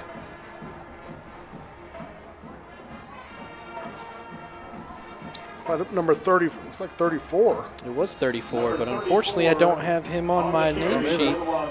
This is the time of the year, Donald, that we pull up a lot of sophomores from the really outstanding sophomore class, and so they come up here and they start filling some gaps on scout team and for these playoffs and stuff like that. But in this situation, it's really nice seeing some of them get some playing time. Yep. 1st and 10, ball's on the 46-yard line. Again, it's 34 for the Wildcats fighting forward. He's going to get about 8 yards on that play. That's exciting to see because he's really hitting the hole hard.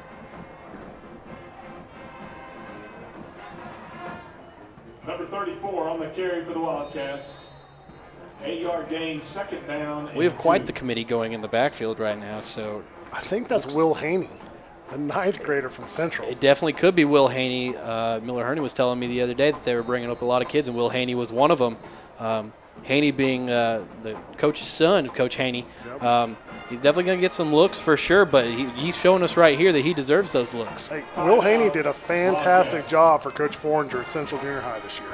Great runner, both sides of the ball. You know, he's very aggressive. Like, I love the way he plays football, is that he gets in there and he runs the football, and then when he's on the defensive side of the ball, he's attacking the guy with the football. And sometimes that's what you're missing when you get into some of your bench spots, is that aggression, which is what separates. But it's awesome to see people like Will Haney coming up here, hitting the hole hard, trusting his linemen, and then going and making linebackers play for filling the hole.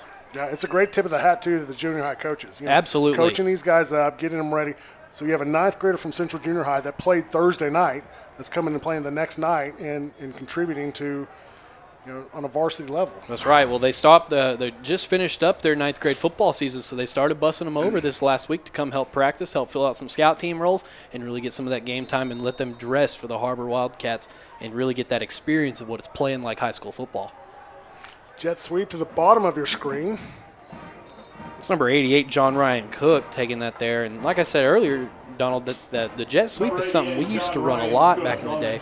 And so Coach Wood was always about that motion across the edge, and we've kind of gone away from it in years past. We've had some really good people out of the backfield who can run the ball, and so there's really not a whole lot of reason to run the jet sweep. But it's nice he's kind of working that back into his game plan because it sets up a lot of looks for the offense and makes the defense really confused. 3rd down and 2 for the Wildcats. 7 minutes, 10 seconds on the clock.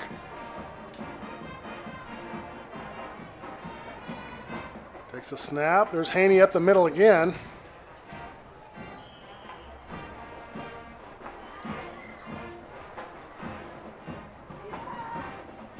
Number 34 on the It's like 26. Hayward, is that right? Hayward playing quarterback. No, sir. That is probably another guy they brought up from the 9th grade team because Hayward plays, he's number 26, but he plays cornerback.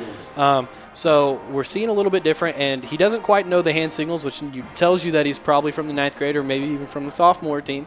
So he's looking at Coach Wood, and he's going over to the sideline to get a new play every time. And here's Haney. Haney hits the brakes, shifts to the outside. And we got a flag on the play. Boy, Haney is fighting for those yards, and he's getting them. Haney's going to be fun to watch. He's a very, very downhill, aggressive runner. He reminds me a lot of people like Maurice Jones-Drew. You hit the hole. Once you get 2 yards in, you're making one cut, and that's where you get your yards, is after that cut. It's going to go against the Wildcats. Holding against the Wildcats. That's going to back him up 10 yards. So that's going to bring up 1st down and 16, it looks like. I know a lot of people who have come up from the 9th grade year. That's something that they reintroduced recently because it was not around when I was there. We had the juniors and the seniors who were the only ones who dressed for the games.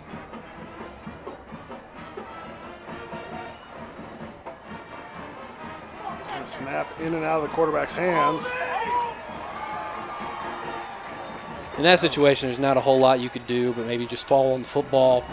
He really didn't know what kind of pressure he had coming up behind him. So in that situation, he's probably thinking, I'm going to pick it up, try to throw the ball away. But in that situation, you probably should just fall on it, probably save you a little bit of punishment. But this is a young quarterback, so 2nd down and 31. This is what it's all about, getting him some time to develop. That is 2nd down and 31 for the Wildcats. Well, we'll see what happens here. Coach Wood's not afraid to stretch it out, no matter how old you are. Back shotgun to the bottom, one to the top. Quick little pass to the bottom of your screen. That's to number 82 for the Wildcats. It's Sawyer. And that's going to be a little bit...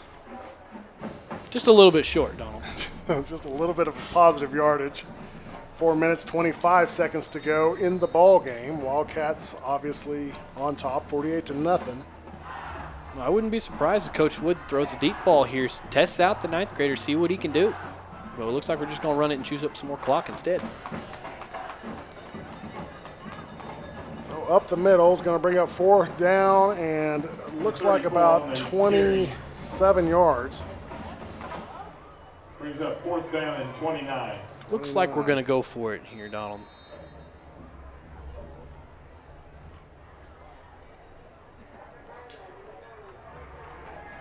He's going to call a timeout when the clock goes down. I think we're going to take a timeout with him. Don't go anywhere. We got 3 minutes and 35 seconds to go in the ball game, and we've got a bunch of young players in there. It's going to be interesting to see how they commit. You're watching the Wildcat Sports Network. We'll be back right after this.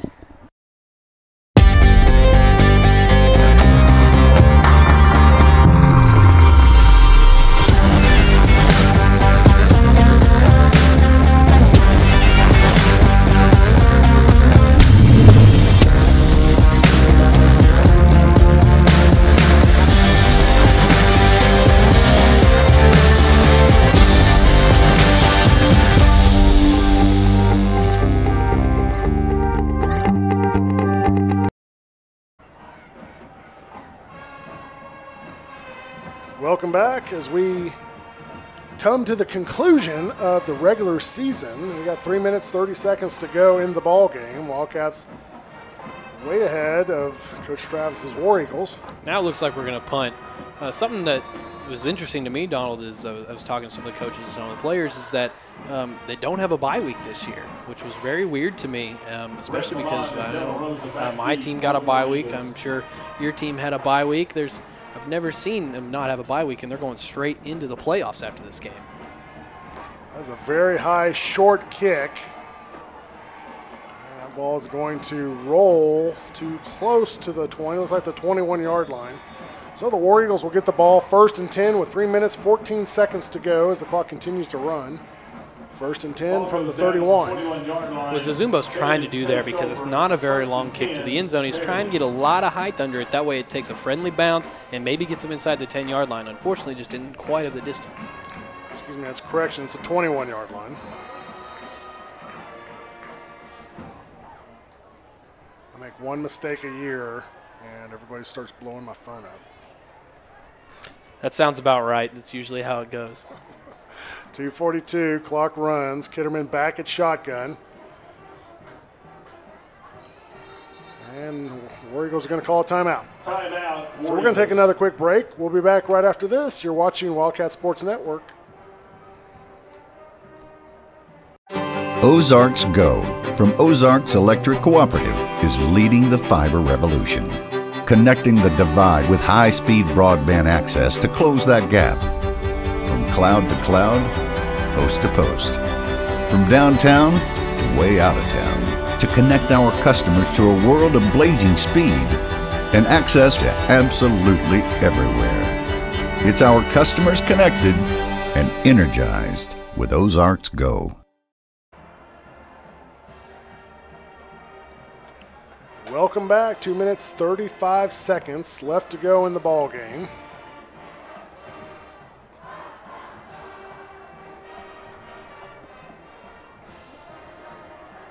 It's been an absolute pleasure having you in the box with us tonight, Mason. I appreciate you guys having me. I'm having a blast. It's definitely an interesting, it's a more in-depth view of our team here, for sure. Looks like Qualls around to the outside. He's going to be taken down just short of the first down marker. Chase Strickland got caught a little bit too close to the line of scrimmage and ends up having to track him down from behind. Dylan Qualls on the carry. So that is going to bring up a second down and one for the War Eagles. In this situation, with little time left on the clock, you assume that they're probably going to be running the football a lot. So in this situation, I'm sure Coach Fimple told them, walk down, cheat a little bit up, get some, load up the box, because they're probably going to give it to Dylan Qualls. 1:50 on the clock. Ketterman back at shotgun, takes a snap, hands it off up the middle, bouncing to the outside. That is number 2 for the War Eagles. It looks like we got a flag on the play. I'm curious to see what they're going to call, but more than likely it's going to be a late hit out of bounds by number 37, Chase Strickland, who once again is flying all over the field and coming from the backside safety spot to track him down and push him out of bounds. Strickland just trying to get a spot here. Personal foul called against the Wildcats. Personal foul against the Wildcats. Strickland probably is one of the guys we've seen the most of who's out there on defense right now.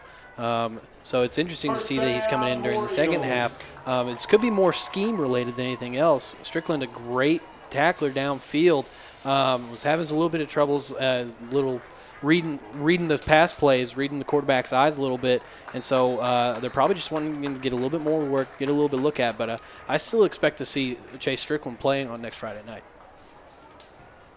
War Eagles back at the line of scrimmage. 1st and 10. Ball is on the 47-yard line. Zach Brown throws the quick pass. Gets about 8 yards on the play. Something you see here, Donald, playing in the middle of the field. It's once again Will Haney, number 34. Yeah, Will plays on both sides of the ball, and he plays on both sides of the ball very well. Yeah, that's what half the battle's aggression in the game of football. If you're aggressive, you want to go make some tackles. Whether you want to hit somebody is where you want to hit somebody. So that translates to both sides of the ball.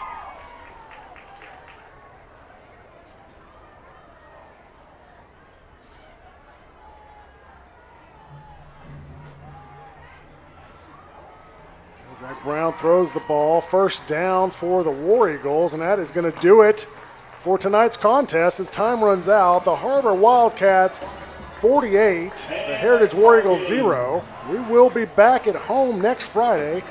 Don't know, because some of the games are still going, who we will be playing. But please join us next Friday night as we take on the next opponent in the first round of the state playoffs in the 7A West. Mason, it's been an absolute pleasure calling a game with you tonight. Absolutely. Once again, thank you for having me. I had a blast. Absolutely. That'll do it for us at Wildcat Sports Network.